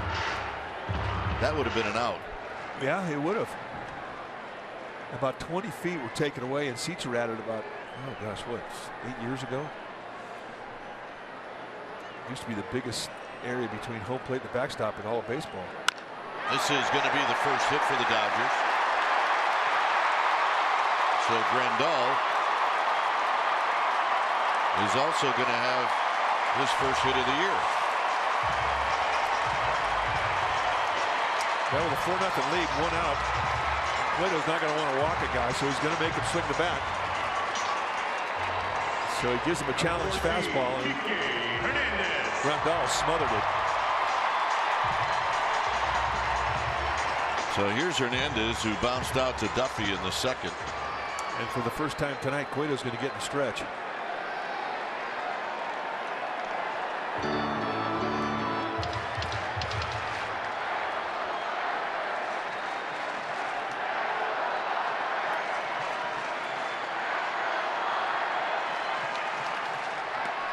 And a strike, and it's 0-1. Again, off speed this time through the lineup on the first pitch. Quick 0-1.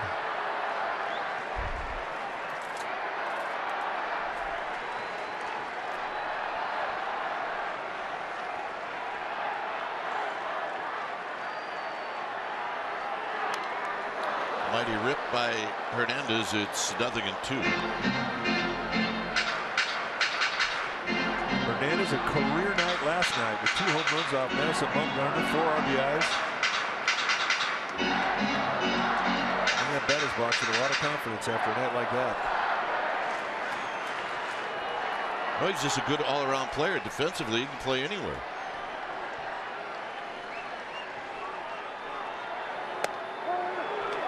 Got him.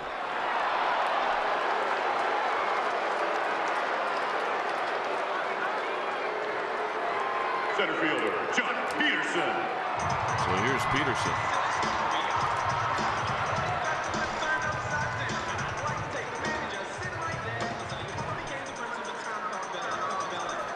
Peterson tried to bunt his way on, and Posey threw him out in the third.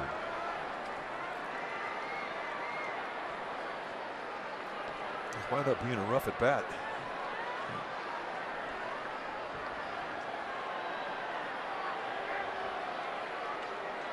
Overshift is on for Jock Peterson. And a strike, and it's 0-1. The theme continues. First pitch, off speed, quick 0-1. And really what he's doing with the off speed stuff, getting the quick strike early in the count, is setting up the fastball. And that was the 0-2 payoff pitch he got Kike Hernandez with.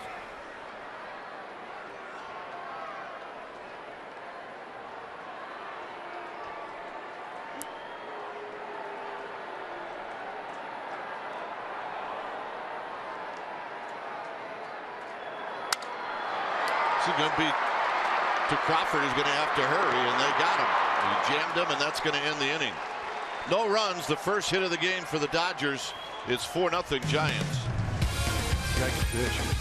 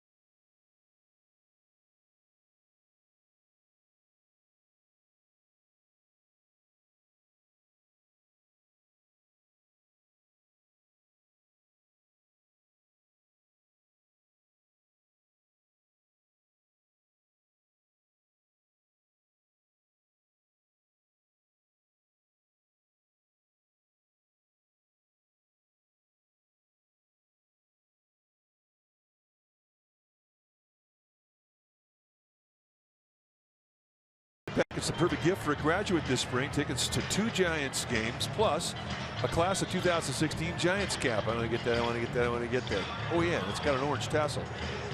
Packs start as low as $39. You want information on the grad pack? Go to sfgiants.com/minipacks.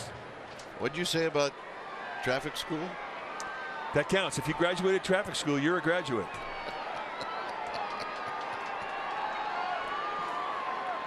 Bocce ball. Bocce ball on Bruce Bocce's birthday today, 61 years old. His 10th year at the helm of the Giants. Right now, grinding. His team has lost 3 in a row. He knows how important this game is. Pagan, Span, and Panic.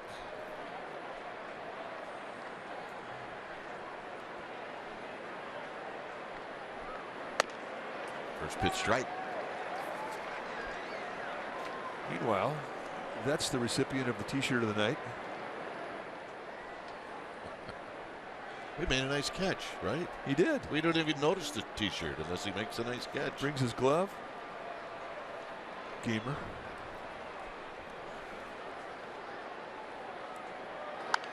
Pagan pops it foul and out of play.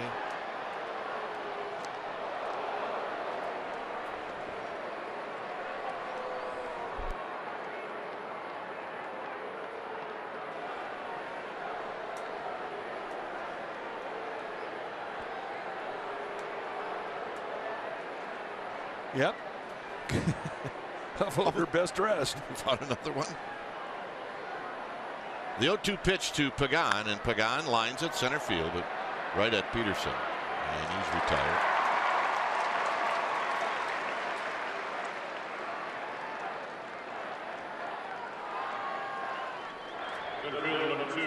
So here's Span.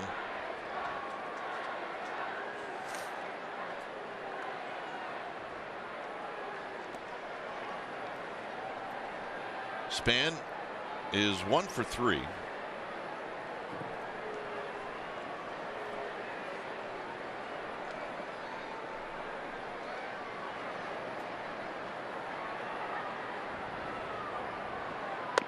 And he takes a fastball on the inside corner for a strike.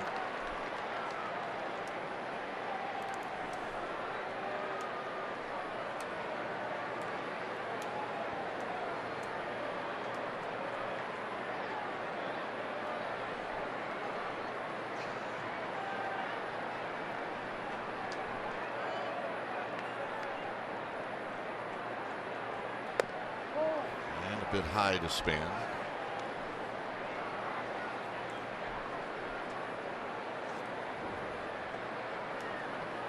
On deck, Joe Panik. So a couple of lefties. This is the 6th.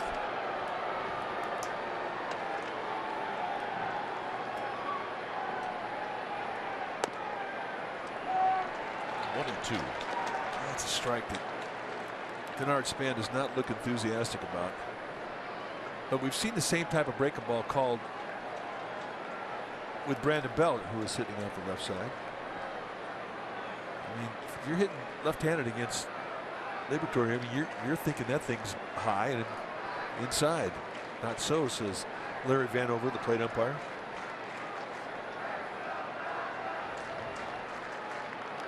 In the dirt, 2 and 2.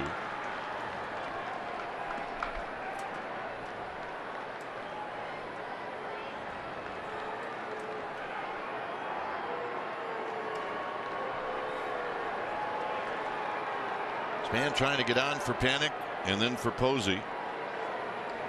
Bullpen is empty for the Dodgers.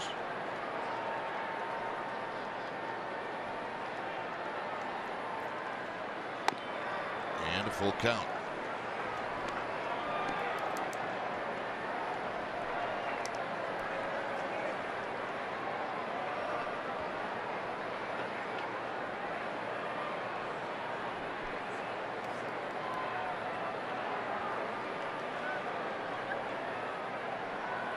Three and 2. And the payoff to Span. And Span wraps this one on the ground to Utley. Utley's throw is in time. 2 outs.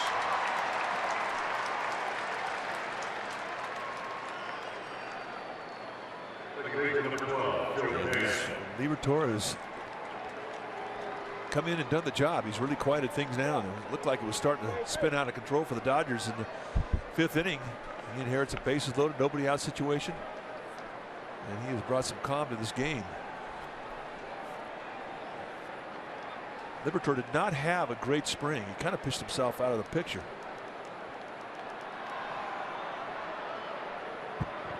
Swing and a miss. Panik 2 hits. He's knocked in a run and he scored a run.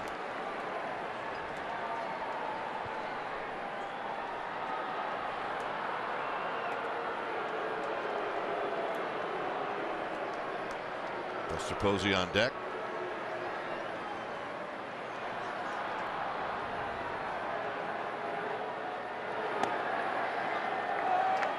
Well, one thing, Mike, coming here, you've done a really nice job with the scoreboards.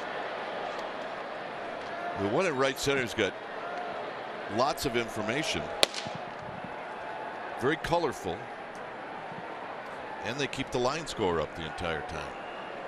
Yeah, I love the line score up all the time. It just makes all the difference.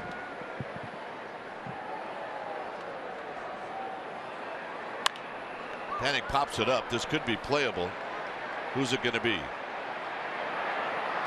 going to be Turner making an effort, and then he ends up in the seats. You never know where you're going to land.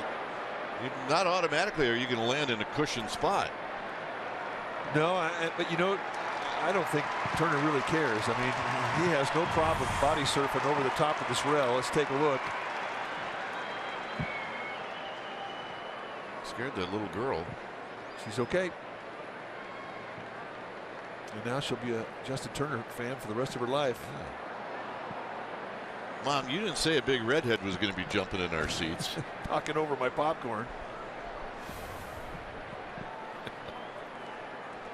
It's 0-2 to Panic. Did you see that? That's my guy, Justin Turner. He's my favorite guy.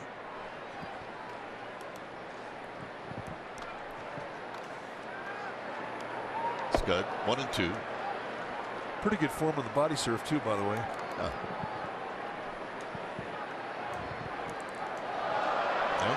Our ball boy took a tumble in front of a packed house, but nobody saw it. No, I don't.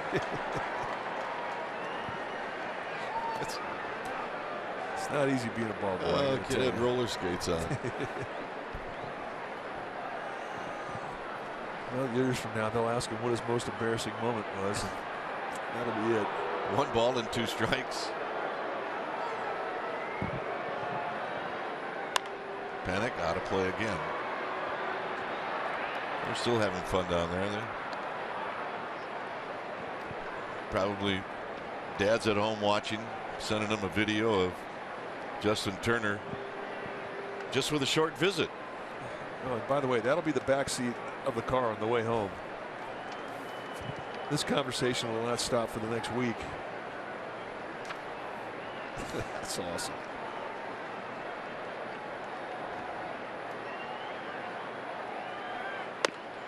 And tight. Good take by Panic. 2-2. Good pitch.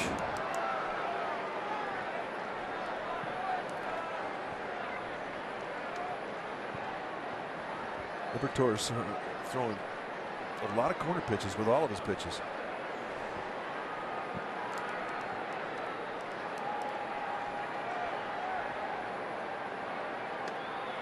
And Panic works it to a full count.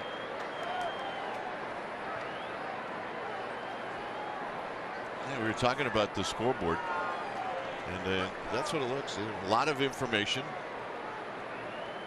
but the line score, in my opinion, the most important. Yeah, you see the score, you see how many hits, how many errors, what inning it is, and that's important. It shouldn't come down. Panic drives it into left field, but it looks like Kike Hernandez has got a beat on it, and that's going to end the inning. Trace Thompson's going to lead things off. Giants are leading 4-0.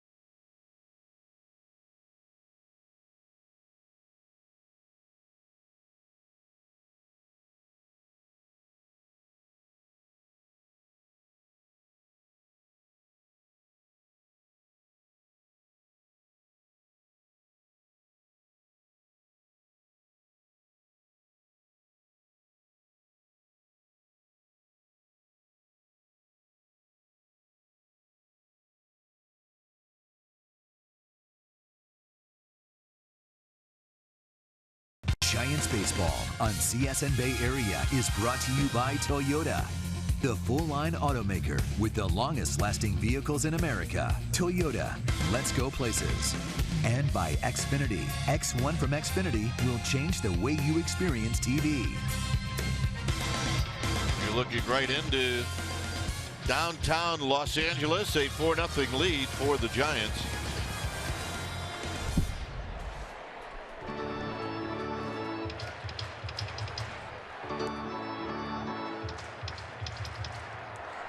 Five levels here at Dodger Stadium. Very cavernous when you stand out on that mound and look up to it. Where Johnny Cueto has dealt tonight. Thompson popped out to Crawford, who made a nice running catch with his back to the infield.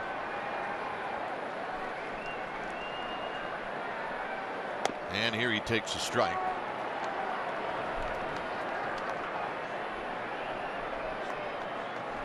Howie Kendrick is on deck. 0-2.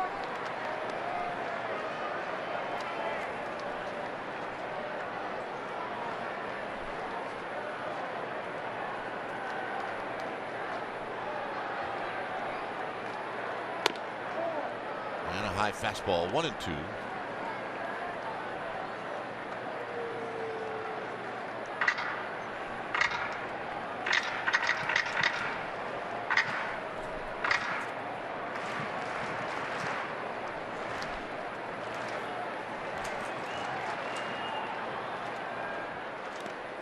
In the dirt. The motion going beneath the strike zone. With a changeup.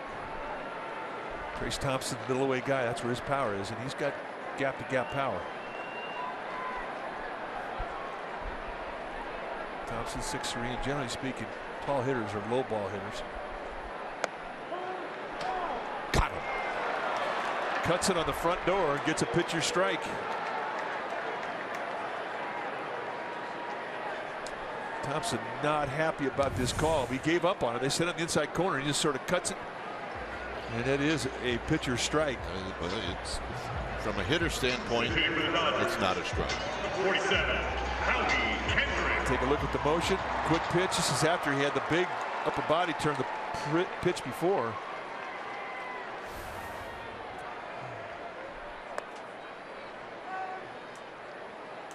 So Kendrick takes a called strike. Only 2 at-bat history against Cueto. He's 0 for 2 as he runs that one inside. 1 ball and 1 strike. This time through the lineup, last 9 hitters, Cueto has had strike 1 7 times, and they've all been on off-speed pitches.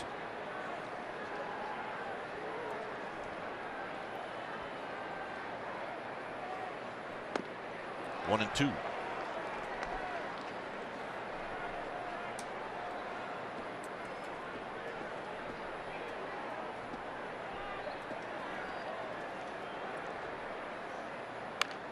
Cued off the end of the bat to Belt, and Belt will take it himself. So Kendrick retired, 2 outs. Just another great example of upsetting the timing. The whole at bat prior to that pitch, he had the big upper body turn, big wind up, and then in a 1-2 count, he quick pitches him on the hands with a cutter and jams it. And Kendrick is not an easy guy to jam, and he's got a quick bat. Now this is the pitch before. Watch the big upper body turn. Gets him a chase, perfect location with the slider. And then the payoff pitch was the quick step on the inside corner. Jam sandwich, thanks for stopping by. Utley's bounced out twice, hit the first ball in the first inning hard right at Crawford.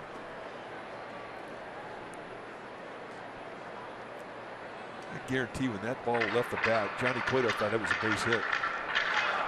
Talking about the bottom of the first inning. Utley takes high, 1 ball and no strikes. You watch the front step stride of Utley. His leg really plants close to the plate. And if you're pitching right hand, especially with 2-seam movement, it's real easy to hit his front leg. He walks into it. And I think a lot of the times he does it on purpose. I mean, he's an old-time hard-nosed player. I mean, he can take a bruise for a base anytime, especially with his team down 4-0.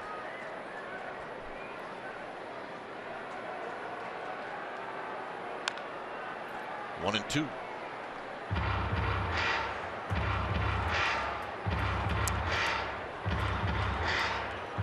Cueto, no walks. He's had a number of 3-2 counts and 4 strikeouts.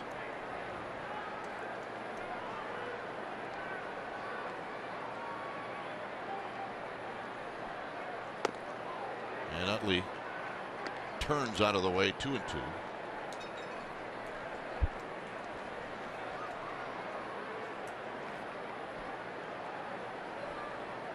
His whole career basically hitting in the 2 spot in Philadelphia. Now he comes to Los Angeles and he finds himself hitting in the leadoff spot. Way they wanted that. Hit behind Jimmy Rollins for a gazillion years. They were a great 1-2 punch. World champs in Philadelphia. It's a good bunch.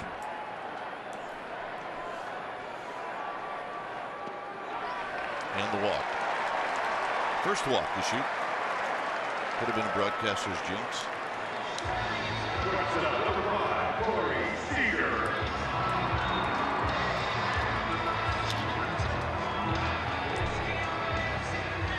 So here's Corey Seager. He's bounced out and struck out.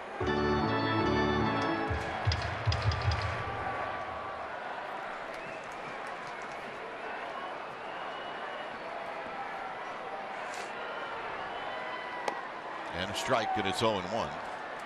Boy, the first pitch off speed pitch has just been so consistent to the strike zone, and no Dodger is getting after it.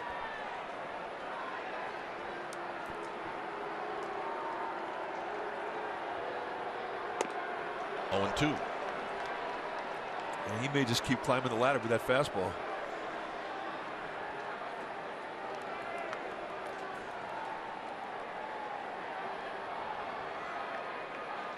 Lots of options here, way ahead in the count. 0-2. Low. 1-2. Changes the sight line, goes soft with the changeup after the high fastball. Go back foot slider here. You can go again high with the fastball above the hands.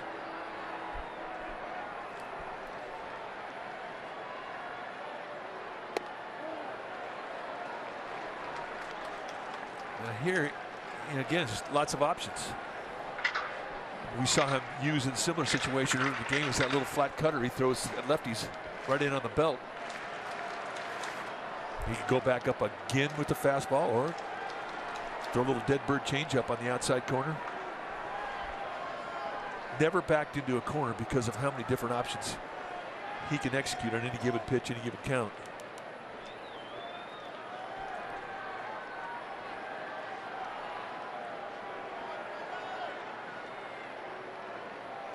He wanted a fastball in, slider in, he shook those off, and here's the payoff pitch. Got him, and that'll end the inning. Fastball outside corner, locked him up. Posey, Pence, and Belt coming up.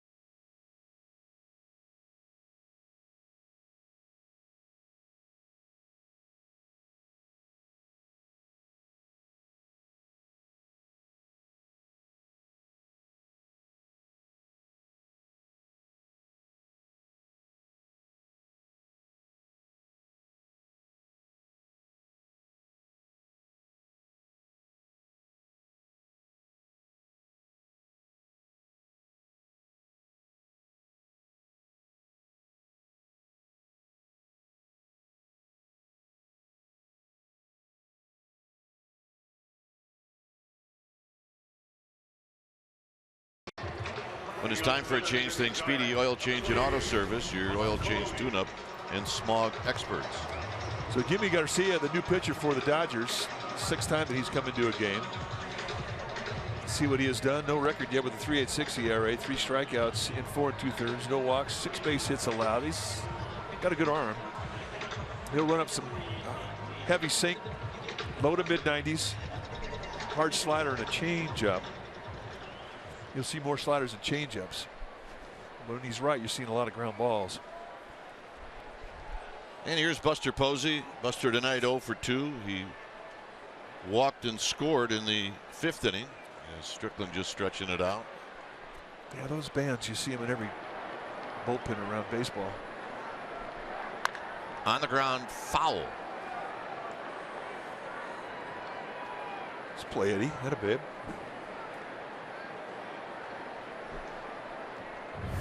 This was the payoff pitch from Cueto, and he set up 95-mile-an-hour fastball payoff pitch, perfect location. And Seager is just left stranded as Larry Vanover rings him up. I mean, he absolutely worked the rook. And as often with Cueto, the best velocity fastballs you're going to see are 2-strike surprises like that. Carved him up. 0-1 to Buster Posey. On the ground sharply to Seager. 1 out. Seager had been playing Buster Posey towards that hole. And here's Hunter Pence.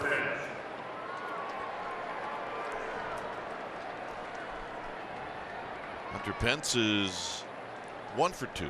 A walk and a single.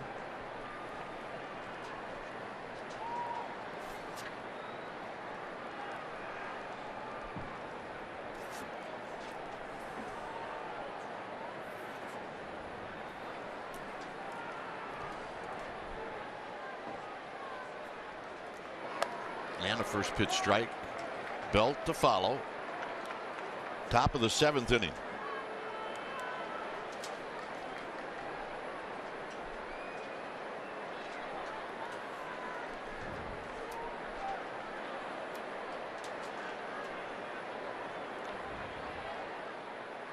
Look out. Pence not happy.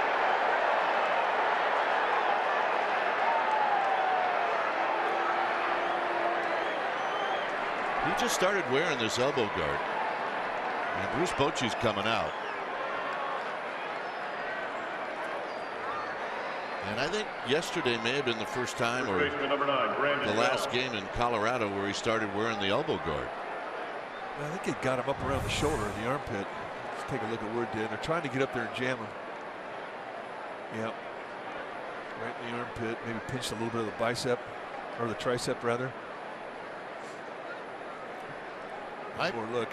It's rare to see Hunter Pence mad. Well, that's a direct hit. Anytime the ball reverses direction, he got the guy good. And it'll tick you off. I don't think there was intent behind it. Just trying to jam him, and he flew that front shoulder, dragged his arm, and lost control of it.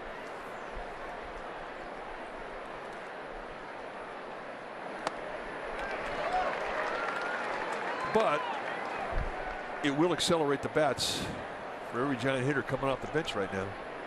And the speed of Hunter Pence.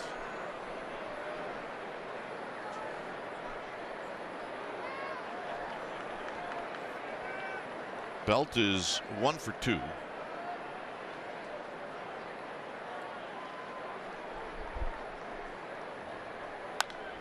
Out of play down the left field line.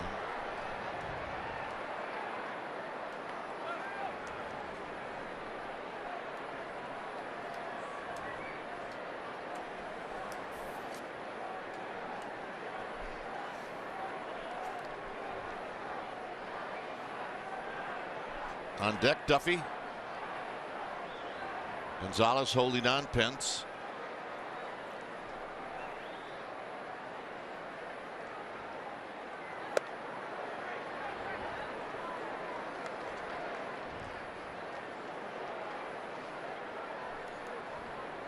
There's Duffy.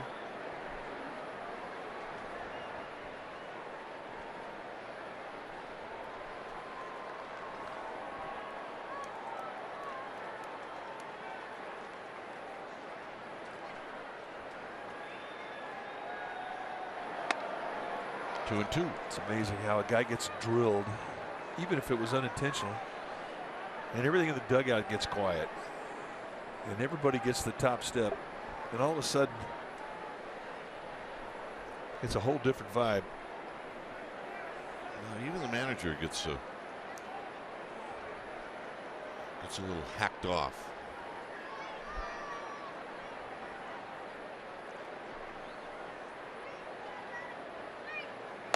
Got him. 93 to him right through the center of the plate. Well, MLB TV Premium, the #1 live streaming sports service, delivers everything you have come to expect and more. It includes a free subscription to At Bat Premium, the #1 app for live baseball. Blackout and other restrictions do apply. Go to MLB TV for details.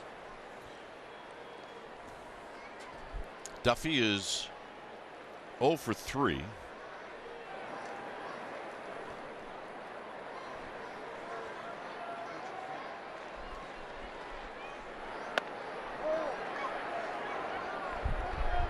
See it. Did not get the call, but now on the appeal, Alfonso Marquez gets into the act. That's one of the latest ring-em-ups I've ever seen. Usually the longer it goes before a plate umpire asks the first base umpire, the less chance you're going to get it. I thought it should have been a strike on the location. Clearly Alfonso Marquez thought the same thing.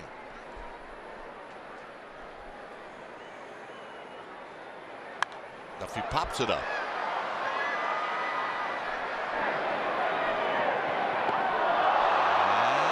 Catch it? He did. And a nice play by Grandal. And that'll end the inning. Cueto coming out. 4-0 Giants.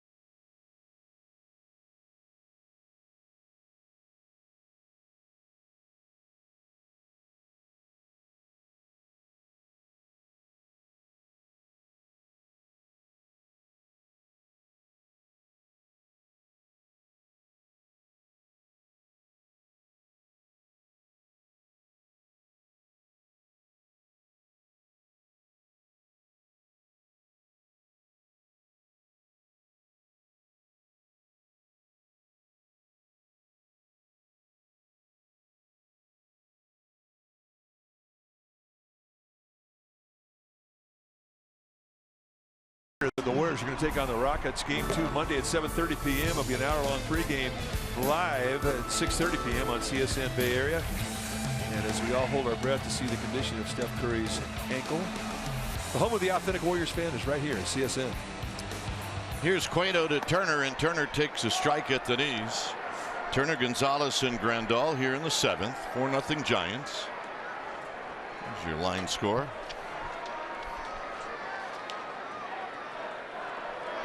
Look out. A little curveball over the head of Turner.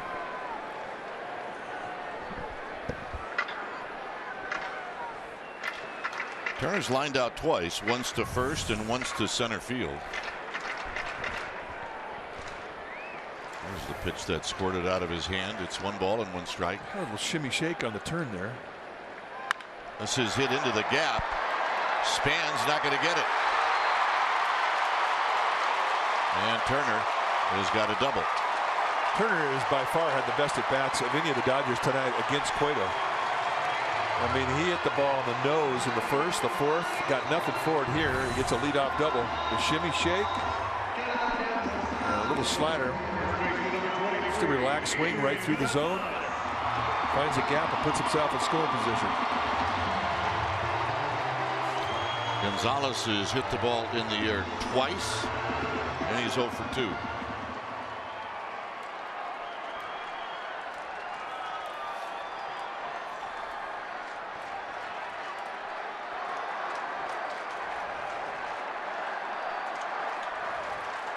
On the ground, it'll be panic from the outfield grass. 1 out. Turner moves to third with Grandal coming up. Turner, the first leadoff hitter to get on base tonight for the Dodgers. And even if Gonzalez cannot get him in, he does get him over. Not that that was his intent.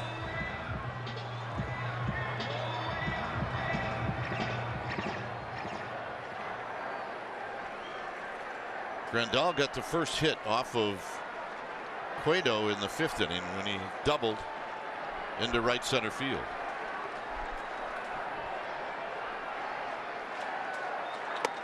Here the pitch is up and in, 1 ball and no strikes. Giants in the middle of the infield, they're going to give up a run to get it out. They're playing it back.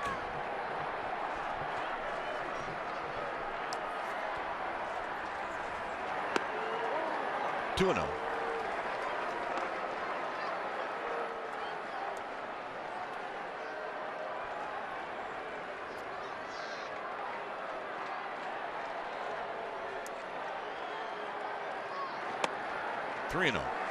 The last thing he wants to do is walk him.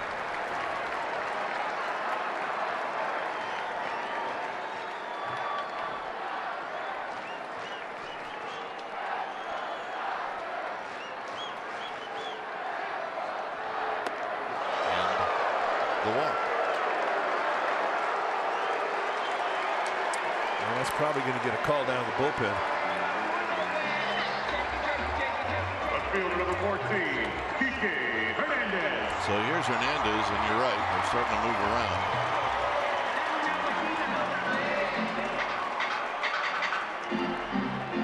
.89 pitches for Cueto.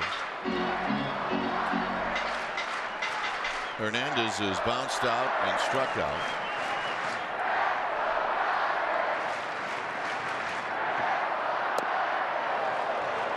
This pitch runs in tight. 1 ball and no strikes.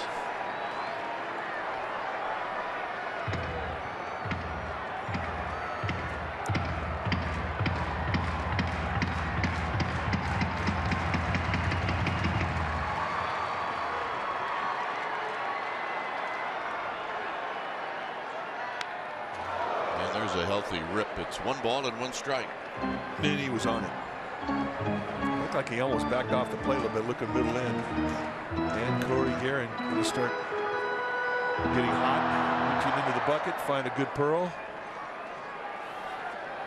And Javier Lopez will also start heating up.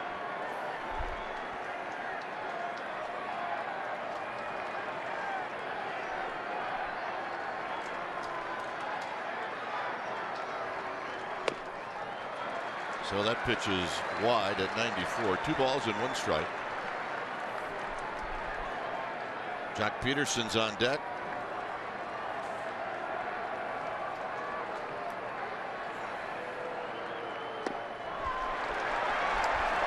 And it has become very interesting here all of a sudden as Cueto has put himself in a couple of 3-ball counts back to back. You got Puig, who's sitting in the dugout.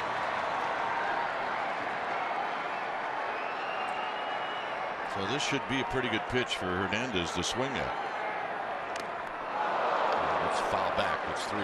And he swung at ball 4. And there's Puig, like you said.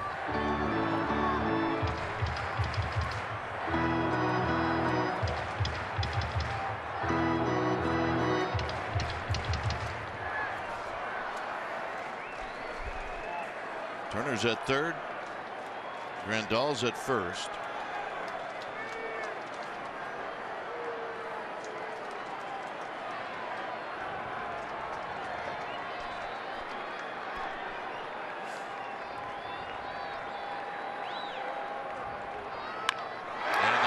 hit to right field. All right, Kike Hernandez in his young career has established himself as a Giants killer. Now that's a big swing of the bat for the Dodgers, because that gets that dugout believing all of a sudden. And more importantly, it's going to get the tying run at home plate. So Dave Righetti going to come out and try to reset the focus for Johnny Cueto. Really ain't going to take very long for anybody in the bullpens to get loose tonight. It's a warm night.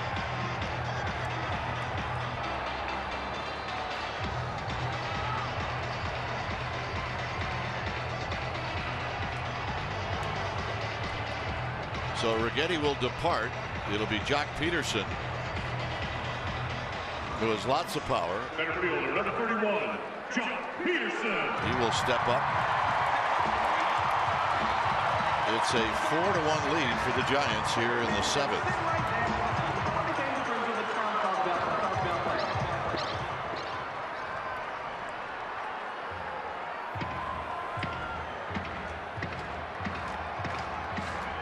Peterson tried to bunt his way on in the 3rd, was thrown out, and he's bounced out to Crawford.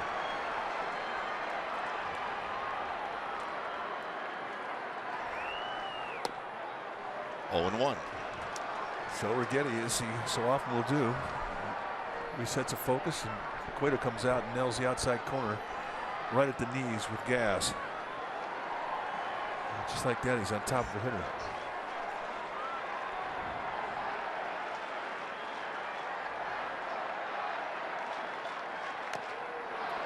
Oh, 2. And every time Peterson gets up there in this type of situation, I mean, he is going to let it go. And he's got some weight in that bat head. And he was on that breaking ball. A little backdoor slider, and he was leaking out there looking away.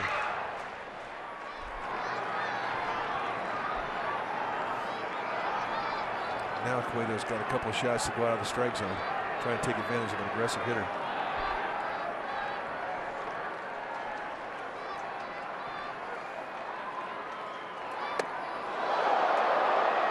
And it almost hits him with a cutter at the belt.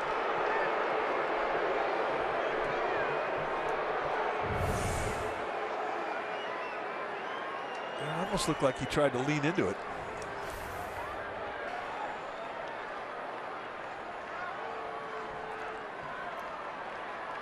One and 2. And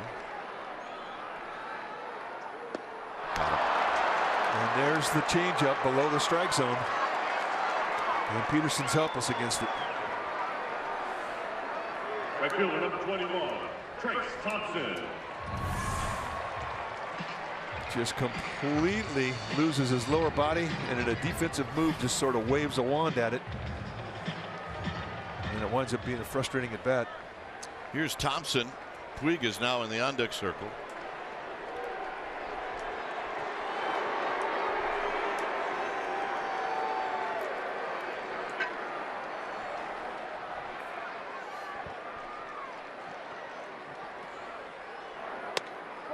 Up high, 1 ball and no strikes. Thompson popped out to Crawford, who made a nice catch, and then he struck out looking in the 6th.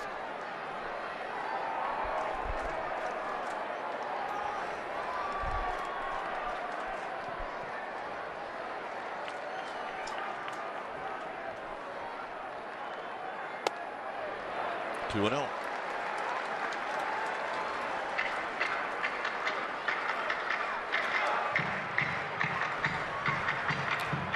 That last pitch is 101 for Cueto.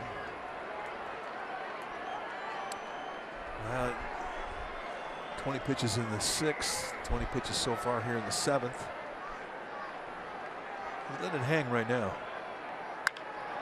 Hit to right. Pence over, and Pence cannot hang on. It's just a long strike, and it's 2-1. Well, you run out of room quick as you get towards the right field foul line. Ball caroms off the wall. Just about a glove short.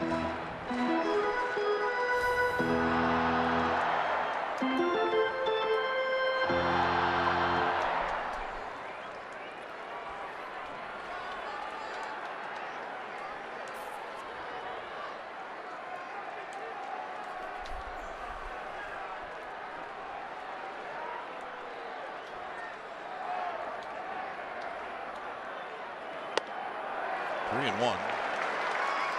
Well, Thompson's strength is middle away, and he's respectful of that. Trying to get him on the inside corner. And Thompson's not helping him out. He's not as an aggressive a hitter as Peterson.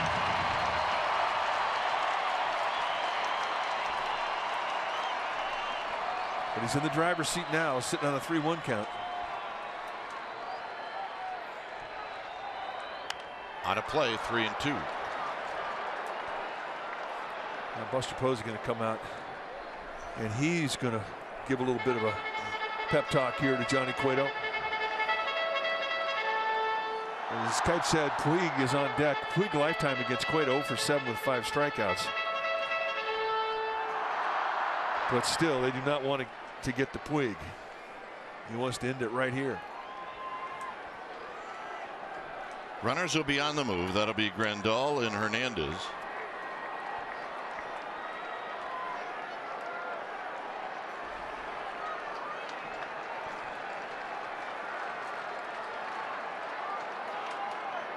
On the ground, Crawford on the backhand. Belt will dig it out, and they got him. One Brandon helps out the other.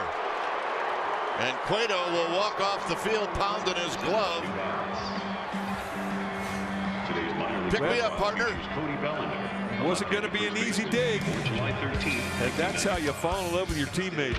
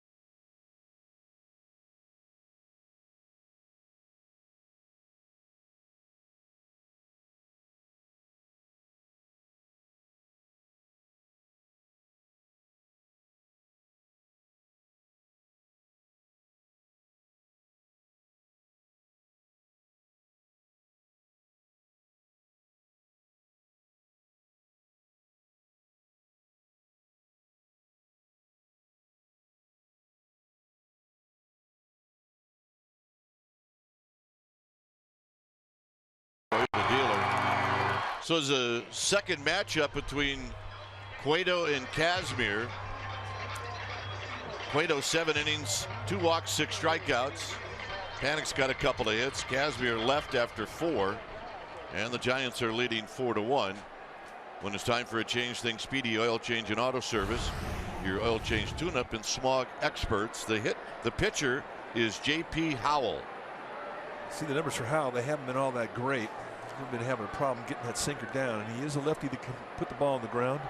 Slider, changeup, throw a bunch of different looks at you, but basically everything you're going to see is going to be down around the knees, and he does have a good sinker. Well, he had the tough 4-game series where he faced 6 hitters and gave up 6 earned runs at AT&T Park.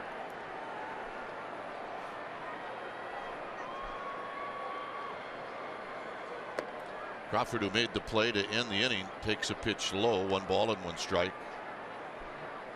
Guess who's on deck? Johnny Cueto. He wants to keep going.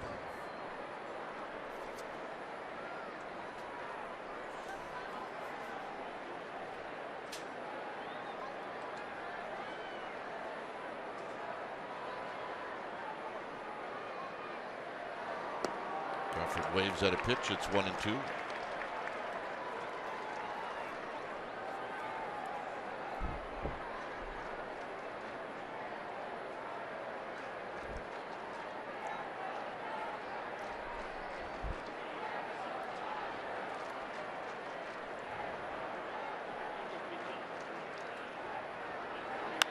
Crawford, it's a high fly ball to left.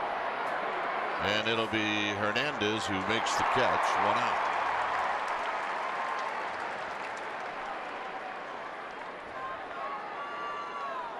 Now batting pitcher, number 47, Johnny Cueto.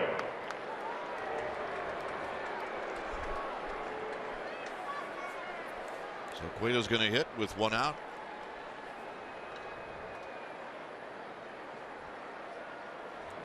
Cotton candy time. Better than pine tar.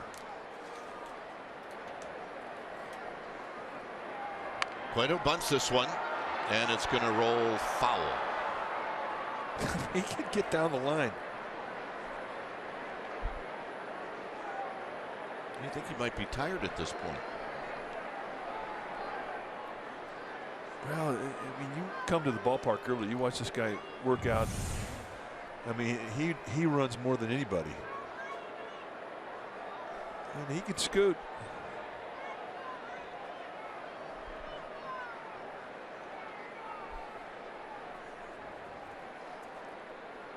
There's no shortcut to good. You got to work hard. And he does.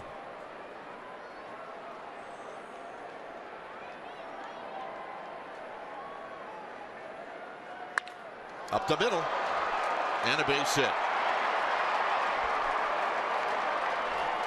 Cueto's first hit of the year, and it comes with 1 out here in the 8th. Left fielder number 16, Angel Pagan. And that'll bring up Pagan. Well, JP Howell's thinking, what do I have to? What am I doing wrong here? Well, Johnny Cueto going right back up the middle like you're taught. Like he knows what he's doing up there with that bat in his hand. Pagan is 1 for 2.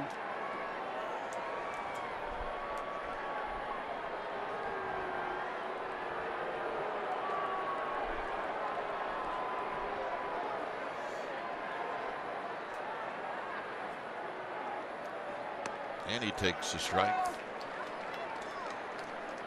Giants 4, Dodgers 1 here in the 8th.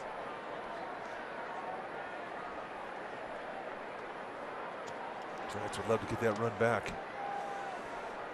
They got the right guy up there right now. He's been hot.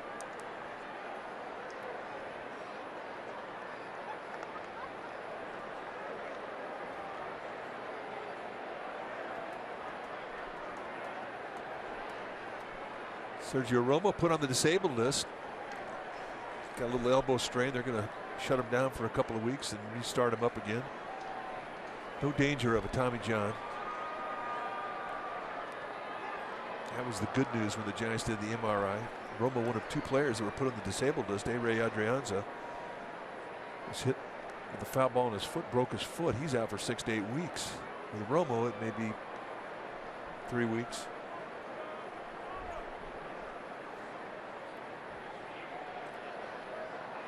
Ball and a strike to Pagan.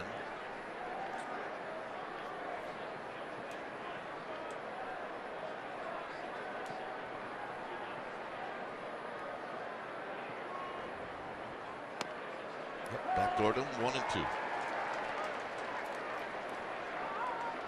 That's that pitch. If you have an idea it's coming, you just poke it right into right field.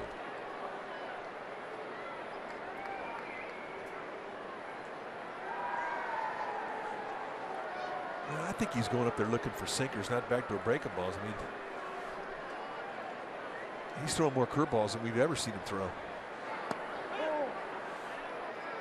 I mean, this is to right-handers he's bringing these breaking balls into. I mean, it just tells you that he doesn't have that same type of confidence in his sinker. And why would he? I mean, he's faced 8 Giants hitters this year. He's given up 7 hits and 6 runs.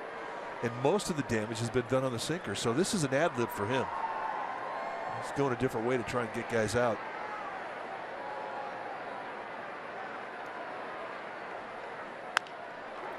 Pagan. That's 1. And Pagan beats the relay, allowing Span to hit. Howell and Seager did everything right. Just that Pagan, even at the age of 34, still runs well.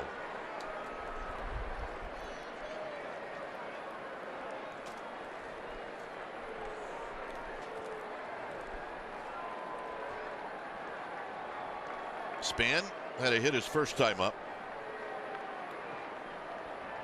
Since then, he's grounded out 3 times.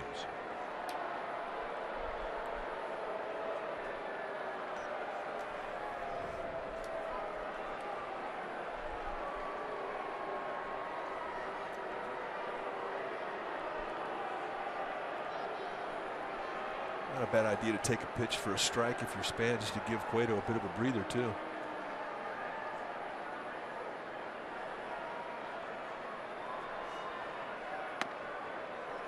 He does. You'll see him do that a lot anyway. I mean, he's a real patient hitter. Definitely not afraid to hit with 2 strikes. And against left-handed pitching, you'll see him go to left field a lot.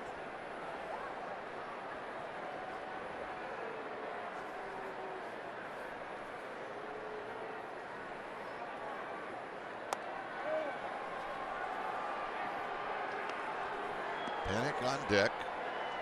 Up to Span to see if he can get Panic a chance to knock in a run here in the 8th. It's 4-1 Giants.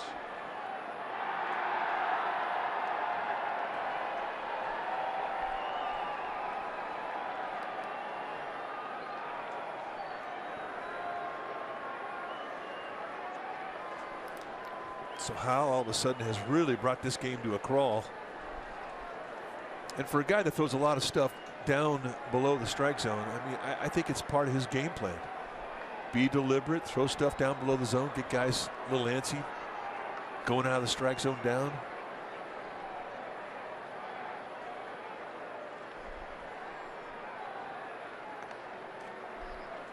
But Span is definitely not the kind of guy you can ice.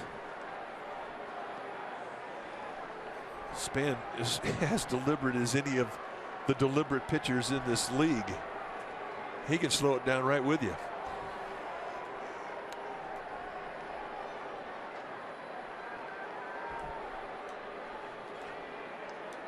So it's 1-1 to Span. Pagan goes, swing and a miss, throw down to second, and they got him. Giants will have somebody look at it in the clubhouse. Sean Dunston. Chad Chop will take a look at it.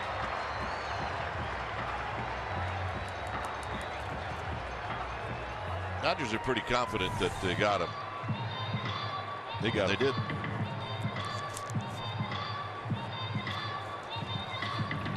So Pagan's out. So are the Giants. Cueto is coming out.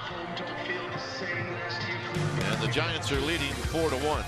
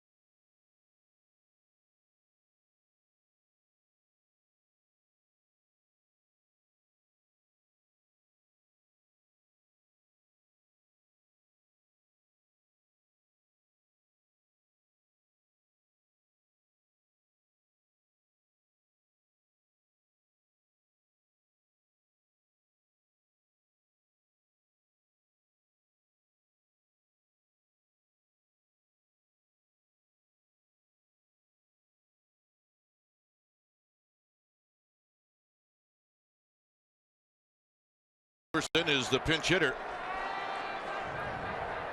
And he takes a strike, and it's 0-1.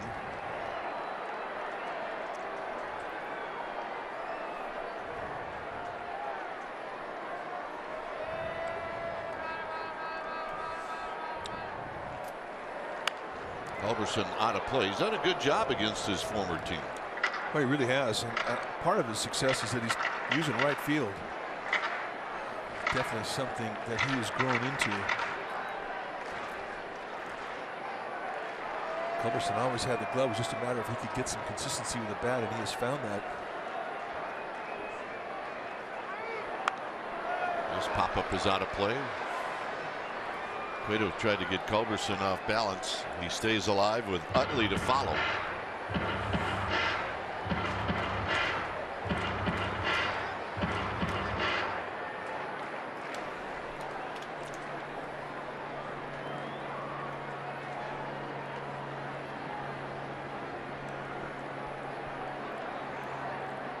Got him. Good changeup.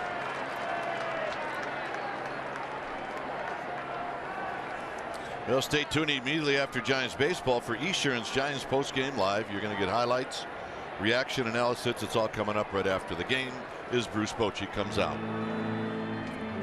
So that was the plan. Let Cueto face the right-handed pinch hitter, and now Lopez is in to face Utley. And Giants fans are standing and giving Cueto quite a nice ovation. When it's time for a change, think speedy.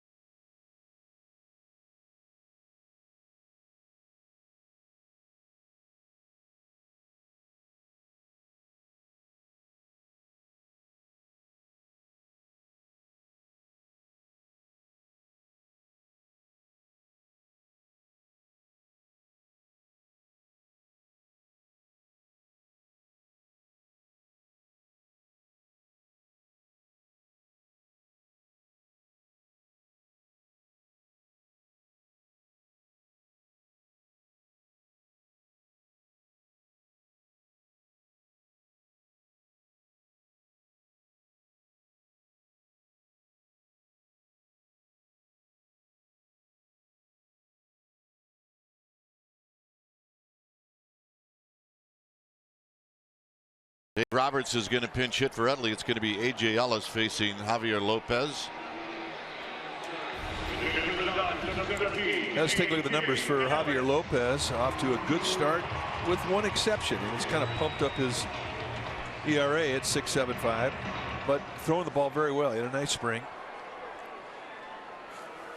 Lopez, high sidearm delivery for the most part. He can go lower should he want to. I don't see too many low releases against righties so much. So Ellis, who has never faced Lopez before during the regular season, takes a pitch down low. That's the line for Johnny Cueto. 3 hits, a run, 2 walks, 7 strikeouts. Low again to Ellis. 2 balls and no strikes. Well, Cueto was masterful. Just did what he does. Mixed speeds, locations. And a strike. 2-1 to A.J. Ellis. Pinch hitting for Utley. Hardly worked up a sweat.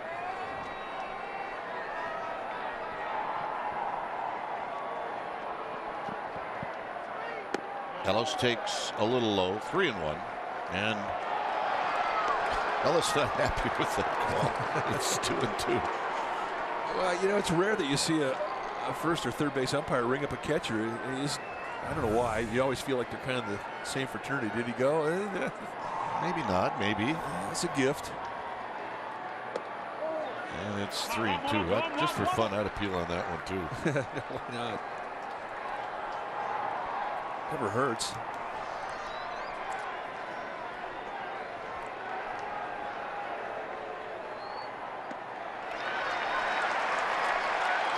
Well, Lopez did not want to do that. Shortstop number 5. So here's Seager.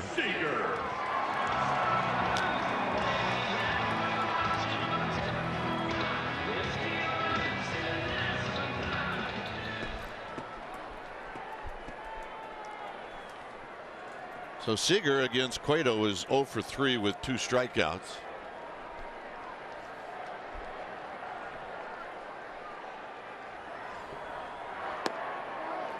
Blowing away, 1 ball and no strikes. This will be the last hitter that Lopez faces with a right-handed hitting Turner on deck. So Lopez knows the importance of this hitter. And this is hit foul down the third base side. It's 1 ball and 1 strike. And Javier Lopez also knows that Seager's got power and he's a good low ball hitter. Middle in, I mean, he's got. Didn't make a difference. Right-handed, left-handed. That's his kill zone. Trying to keep that ball down, trying to get a double play.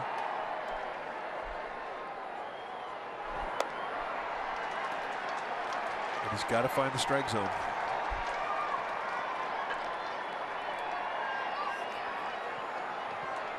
Two and one.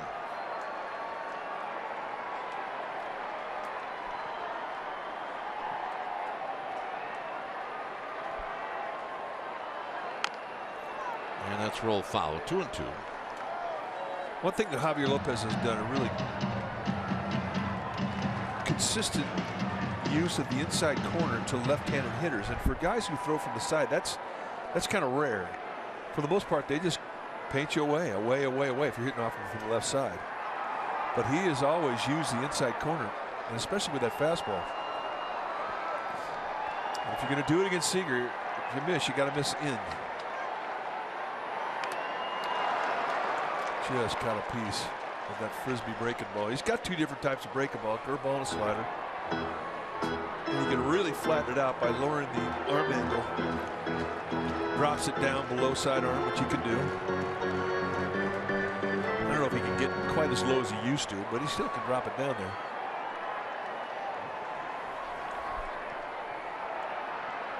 Two and two. And again, Seager just got a piece. Well, those are good pitches, and that definitely sets up the inside corner. But again, we're talking about the strength of Seager, who, I mean, if you try to go inside with that fastball, I mean, you cannot make a mistake out of the plate with him, because that's where he can hurt you long. But it's open because of the last 2 soft breaking balls he threw away.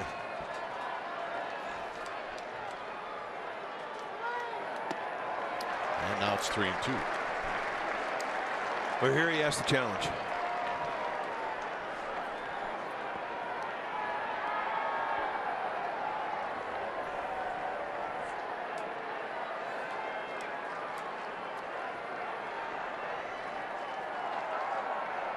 Here's the payoff. Span. Back. Span. Gone.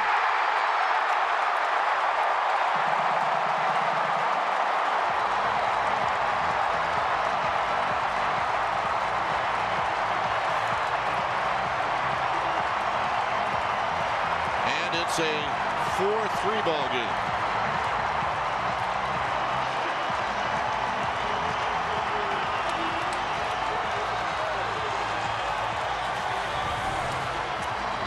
Had to get in that strike zone, and there's his kill zone down around the knees, middle in, and he takes on the deep set part of the yard on a night where there's been carry, and hits home run number 1 on the year. So we got a new pitcher, and we got a 1-run ball game.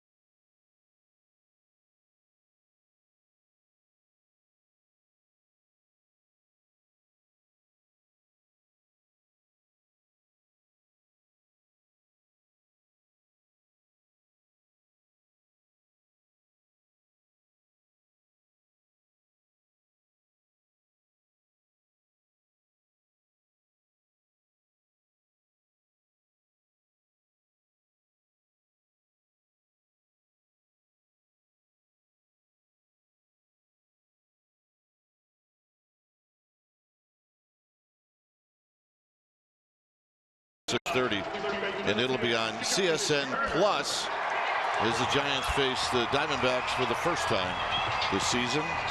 Log on to csnbayarea.com for channel locations. Hunter Strickland, the new pitcher for the Giants, and he's facing Justin Turner. The numbers for Strickland, 5th game that he's come into, 6 strikeouts in 4 innings. Mid to high 90s fastball, slider, split. First pitch striked, and it's 0-1. Gonzalez is on deck. Cueto struck out Culberson to open up the inning, but then Lopez, a walk to Ellis, and Seager hits the home run. Down low to even the count.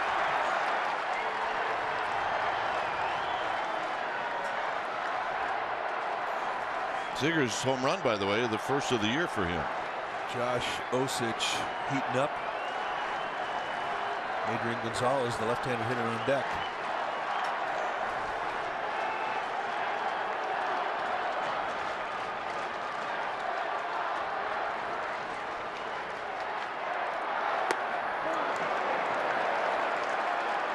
No swing. It's 2 balls and a strike. Well, Strickland thought he had it on the call. Yeah, I did too. 3 pitches, 3 sliders.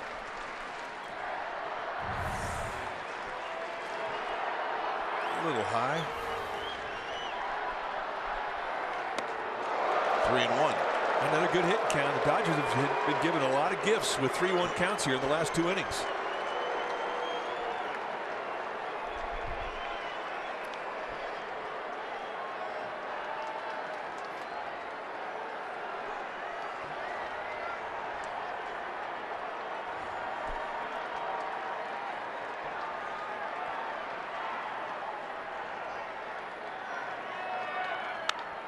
Fouled, out of play. So a healthy 96-mile-an-hour challenge on the 3-1 count, and he runs the count full.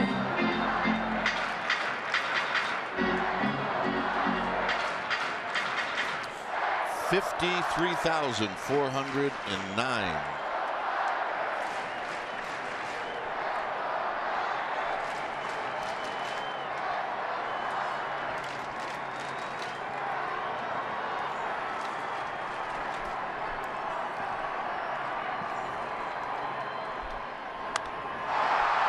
Left field, Pagan. 2 outs. Well, it definitely got everybody up out of their seats. It is a scary part of this ballpark as you get down towards the foul lines. There's the fence swings very shallow, and the fence is the lowest fence in the big leagues.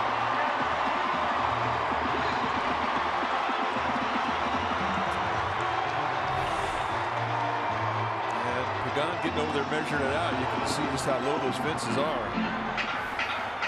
Bruce Bochy's coming out, and he's going to bring in the lefty.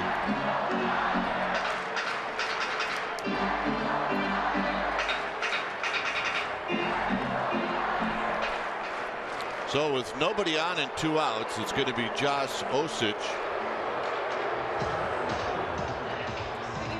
It is now a 1-run game with 2 outs here in the bottom of the 8th.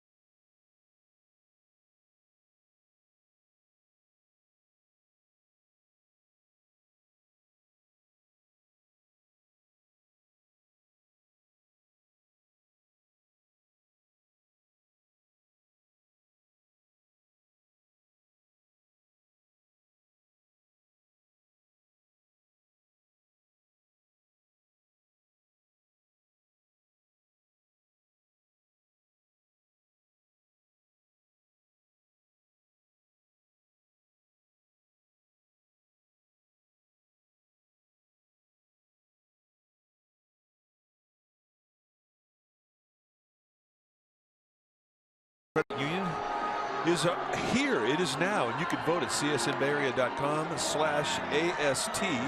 It's the 10th season of the CSN All-Star Teacher Program, which recognizes teachers that make a difference.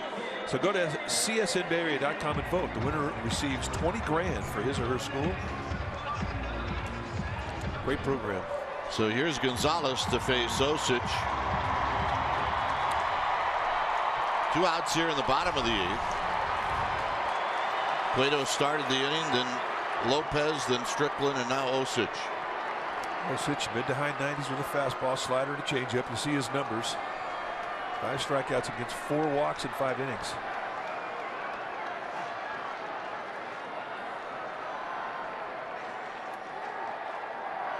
And Gonzalez rolls the first pitch foul. It skips around in the stands, and it's 0-1. Gonzalez broke his bat. He has faced Osich 3 times, and he's gotten a couple of hits off of the Giants lefty. Osich has had problems with his command. When he's been in the strike zone and in command, he's been very, very good. But then there's been times when he's not been able to command the fastball, and it's been a struggle for him.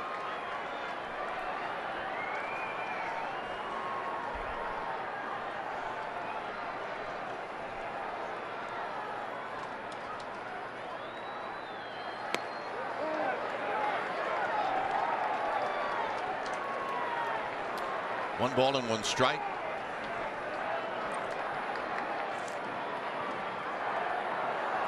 Cueto, Samardzija, Romo. Samardzija will pitch tomorrow.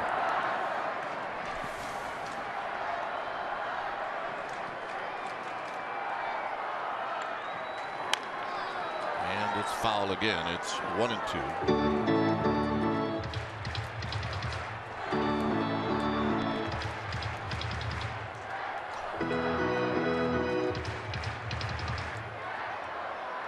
Power from foul line to foul line. One of the best opposite field power hitters in the game.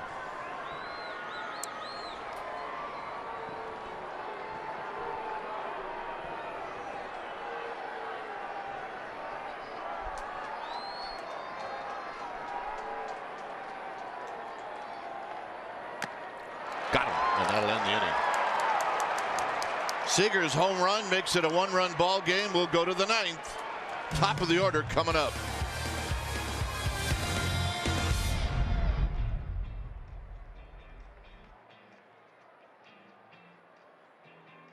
Fans, the Dodgers would like to welcome 200 young.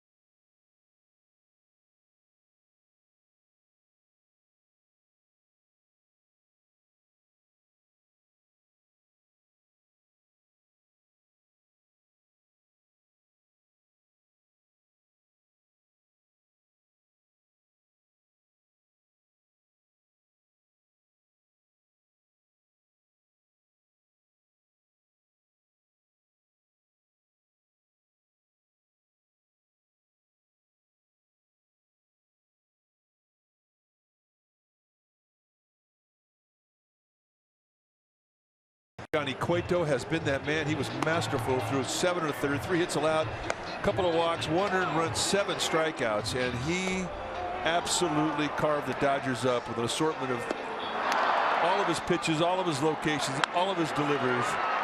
He is our Honda player of the game.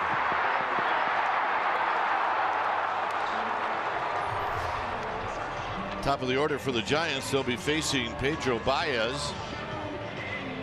When it's time for a change, think Speedy Oil Change and Auto Service, your oil change tune-up and smog experts. The pitcher now for Los Angeles will be Pedro Baez. You take a look at the numbers. In 5 games, 4.15 ERA, but 7 strikeouts, 4 1/3. He's got good stuff. It'll go mid to high 90s with the fastball, hard slider, to changeup. He is a setup man.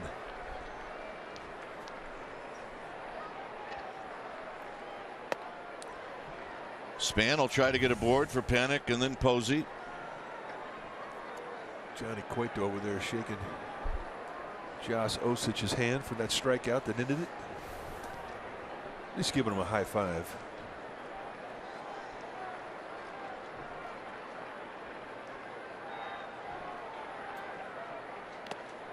Swinging a foul.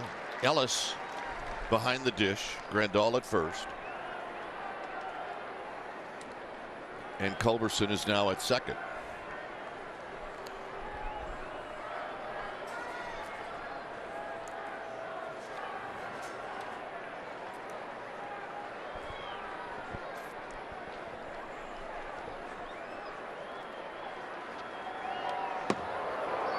Just a bit outside. Just a bit. As our old pal Bob Uecker would say. At 97. So there is such a thing as effectively wild, especially when you're throwing 97.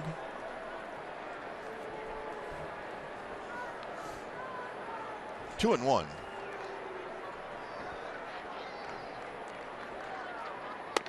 Three and one.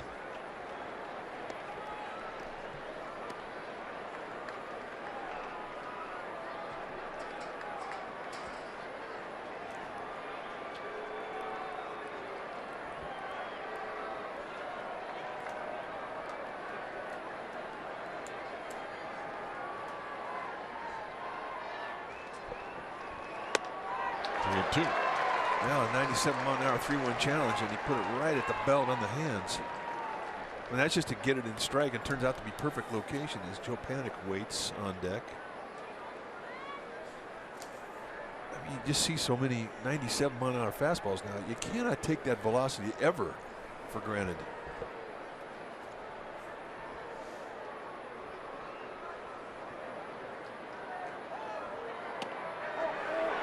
And the walk. Close. Well, with Larry Vanderhover's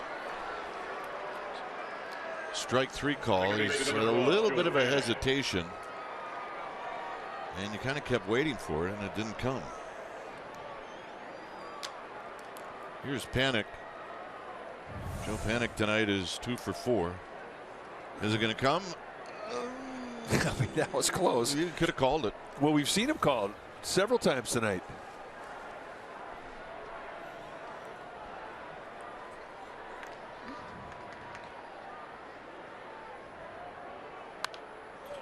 Short swing by Panic, and it's foul back and out of play. I mean, Baez throws a 3-2 fastball like that. He's thinking he's a bitchin' guy. He's got the first pitch or first hitter out on a strikeout. He winds up walking a base stealer, and it sets the table.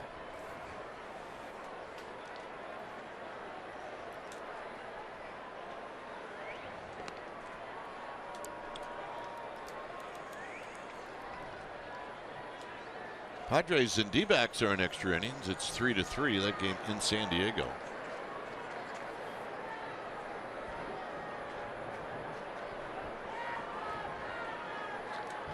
Oh, and 1 to Panic.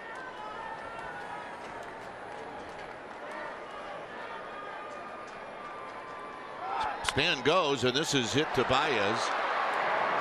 And his only play is at first, so that'll put Span in scoring position. It was a hit and run. If Panic doesn't hit that, Span did not get a good jump.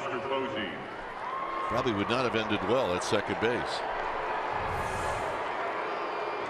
He had to make sure he was coming home, and that's one thing you're going to do that's different from a straight steal. You're going to be a little more deliberate just to make sure that pitcher goes home. And that instant takes away your edge. you're really counting on contact. So Hennig does indeed put it in play, and they do get a span over to second base and put him in scoring position for Posey. Buster tonight is 0 for 3 with a walk.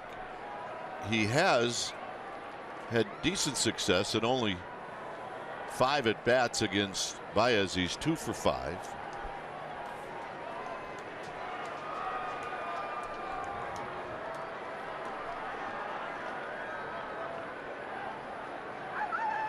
And a strike, and it's 0-1. Buster does not mind these guys that throw hard.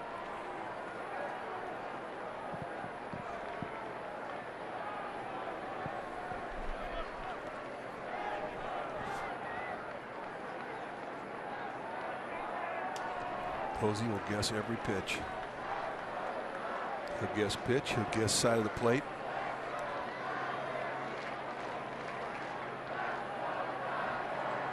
And that includes a 2-strike count.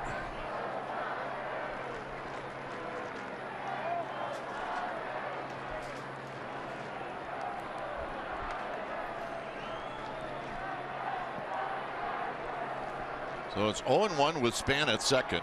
Culberson holding Span close.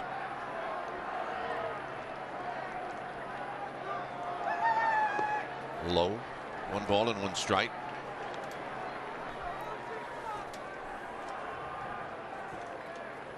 Santiago Casilla heating up.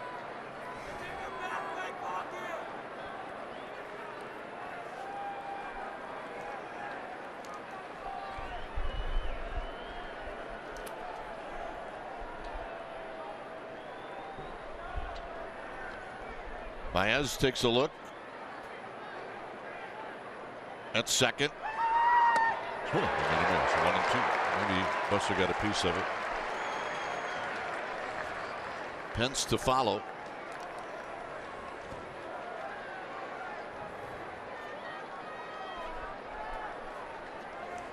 Baez has slowed it down.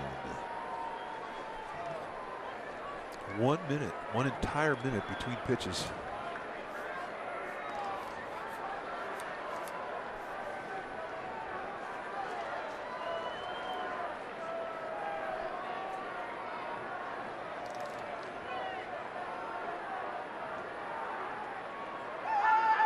Got him. 98 above the strike zone, and he got Posey to chase.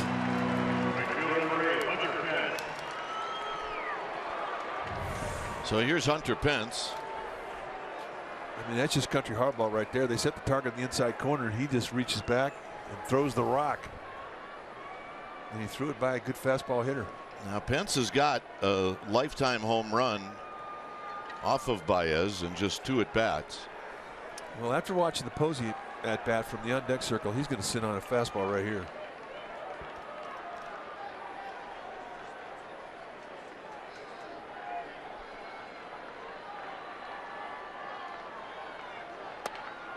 No balls and 1 strike. And that had cut to it at 98. I mean, he got after it mid-swing. The movement just sort of took away the swing.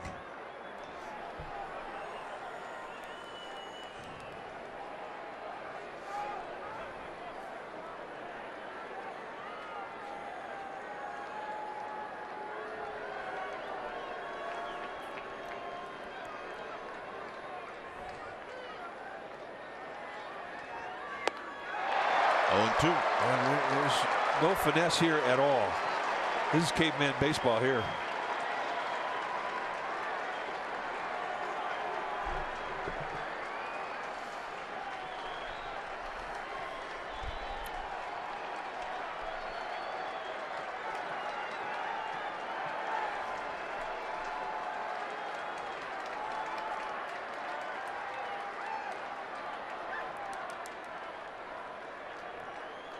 Step off, take his time. Meanwhile, Pence is going up the bat, choking up a little more, trying to get short.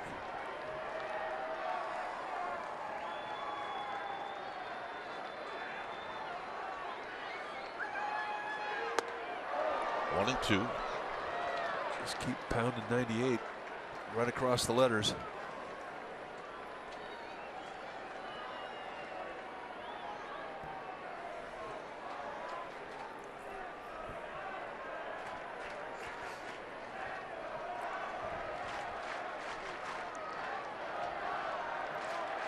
Now, Pence may have clipped Ellis in his backswing, so it's 1-2.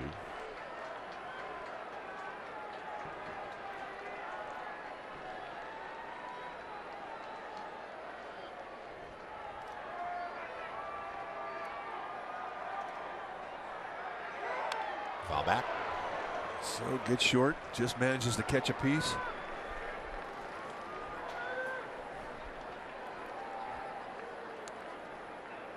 Baez going for a Sunday walk in no hurry.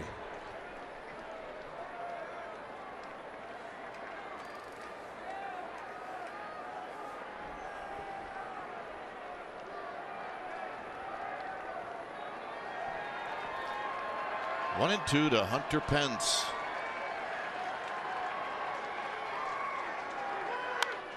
Foul out of play. Well, Ellis is seeing that ball start to get down a little bit closer to the belt. And I don't think he feels as confident about the belt. He don't have to talk about it. And I think he's thinking, if you're going to throw that fastball down around the belt, you need to throw let's throw a breaking ball out of the strike zone. Either go up high across the letters with a fastball or throw a breaking ball out of the strike zone down. But don't throw it around the belt anymore.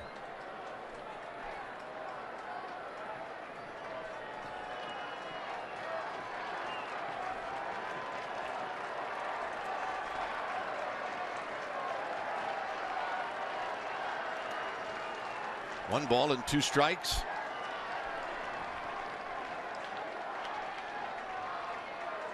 And he got him, and that'll end the inning. Bottom of the 9th coming up. It's 4-3 Giants.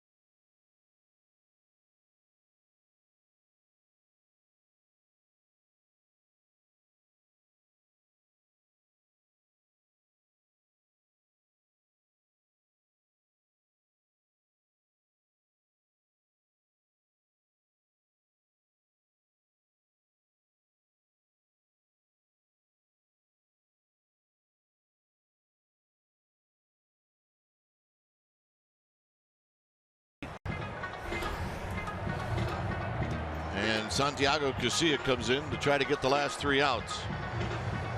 Take a look at what he has done in 4 games. 2.70 ERA. He's 1-0 with a couple of saves. And for Casilla, 2 types of fastball. He'll go low to mid 90s, more mids than lows recently. Curveball, slider, and a changeup. Trying to bring this home for Johnny Cueto, who has 98 wins. It would be his 99th career one. And coincidentally, Casilla has 98 lifetime saves. It would be his 99th save. So, little sidebars. But 3 big outs to get before that can happen. So it'll be Yasmani Grandal to hit first. He's bounced out, doubled, and walked.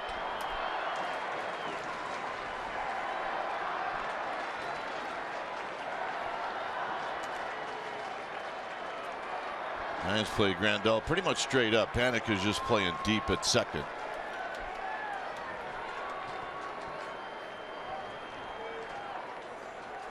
Low 1-0. Remember, strike one is important for Casilla. It always seems to calm him down.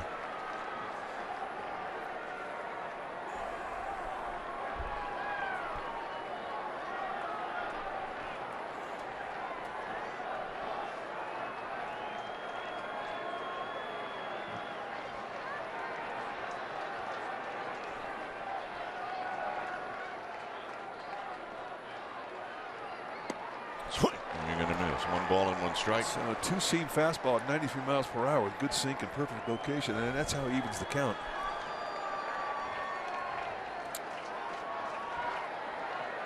It's an illustration of the type of movement he's got in that sinker, because Grandal was looking for it. 2 balls and a strike. And the breaking ball down low.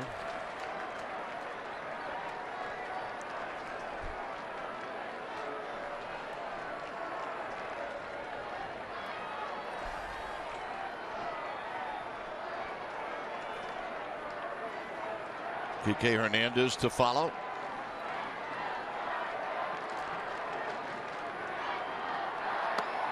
Three and one. Yeah, another 3-ball count. And the significance is the guys with power can let it hang. They can look one pitch, one location, and they can try and tie it up.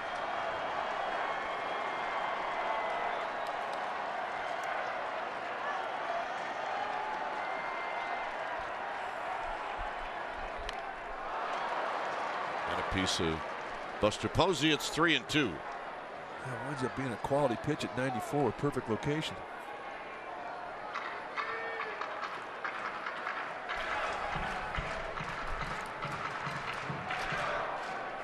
Duffy coming to the mound just to give Buster Posey a little bit of a breather after taking the foul tip.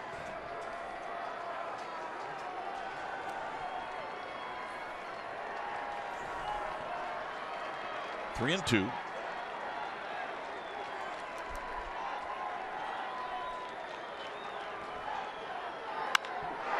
a base hit. And now the Giants trying to cut it off.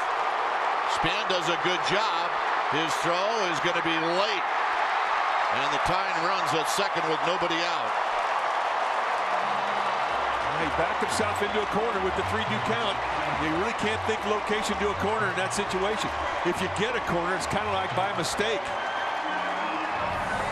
He goes right at him, out over the middle, and Grandal rifles it through the gap. And watch this ball scoot. This ballpark is playing fast. And Grandal puts himself in score position to start it off. Nothing's easy here.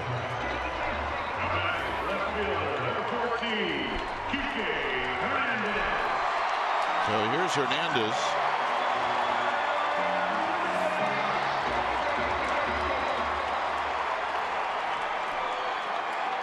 Hernandez is 1 for 3.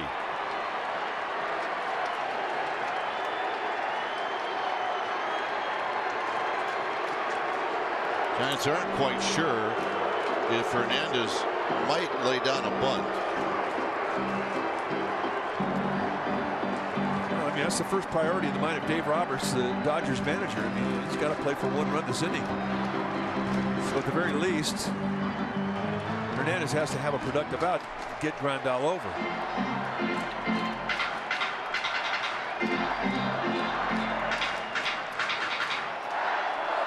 For Casilla, I mean, he wants this out to be non-productive. He wants a strikeout, a pop up. And it's wide, 1-0. As Hernandez did indeed show bunt. Pressure on this play is really Matt Duffy. If they do bunt, it should go down the third base line. Casilla is not a great fielder. And you got to get an out.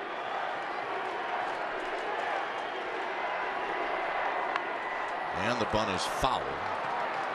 Kind of stabbed at that. The way he bunted at that, Dave Roberts might take off the bunt.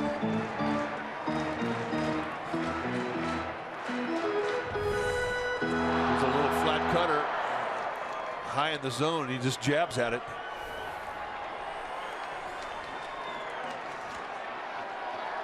I mean, Grandal doesn't have bad speed for a catcher, but it's average at best. And Bell at first base throws well. You get a hard bunt that way, they could get a play at third base.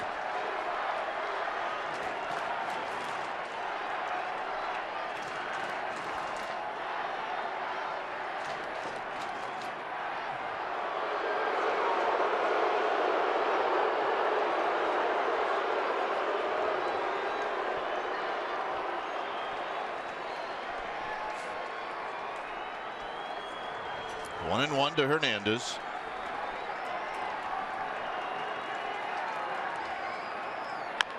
Tapped to Duffy. It's a productive out. It gets Grandal to third.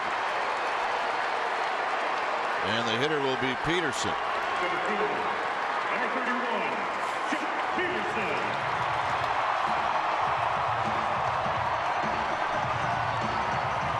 Peterson has faced Casilla twice. He's 0 for 1 with a walk lifetime. Now the Giants will play the infield in.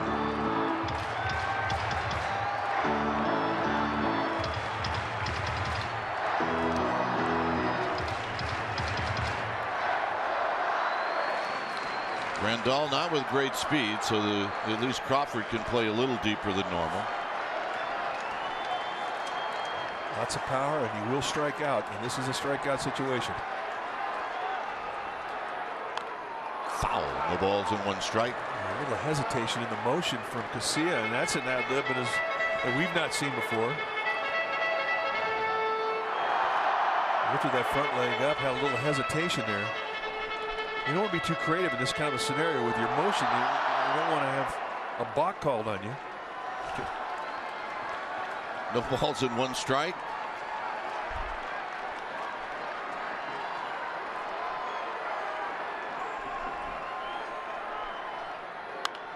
Popped them up. Duffy. Duffy. 2 down. Better than a strikeout. You only had to use 2 pitches.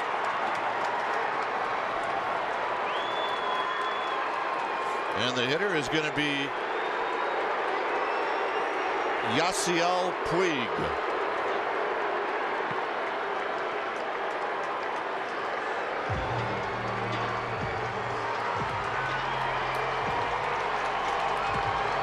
So Puig will hit, and his numbers lifetime against Casilla, he's 2 for 10. A lot of pressure also now on Buster Posey.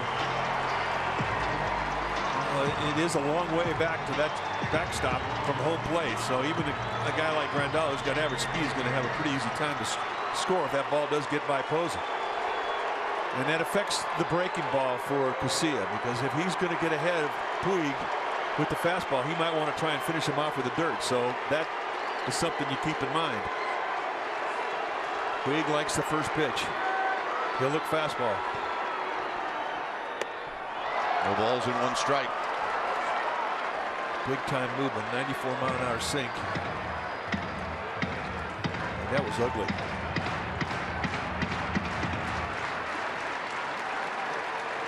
If you're an infielder, you know that Puig runs well. You got to speed things up on a ground ball.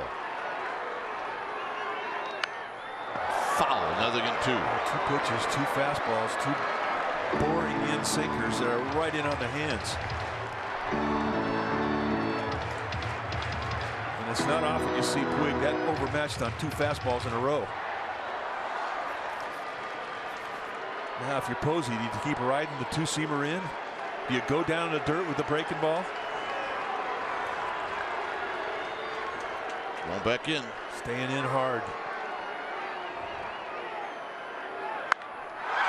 Skied to left in the park. And that's the ball game. I don't know, partner. It just don't come easy. Just another laugher here in Los Angeles. Well, this was a great win for the Giants and one for Johnny Cueto. Well, wins number 99 and save number 99 for Casilla. So a personal note, which is a high note, but a much-needed win and a stop job from Cueto, and that's the importance of tonight's game. So a lot of things happening, and the bottom line, Bruce Bochy gets a win on his birthday, and we get to sleep easy tonight. Giants 4, Dodgers 3. Stay tuned. Esurance Giants postgame live starts right now.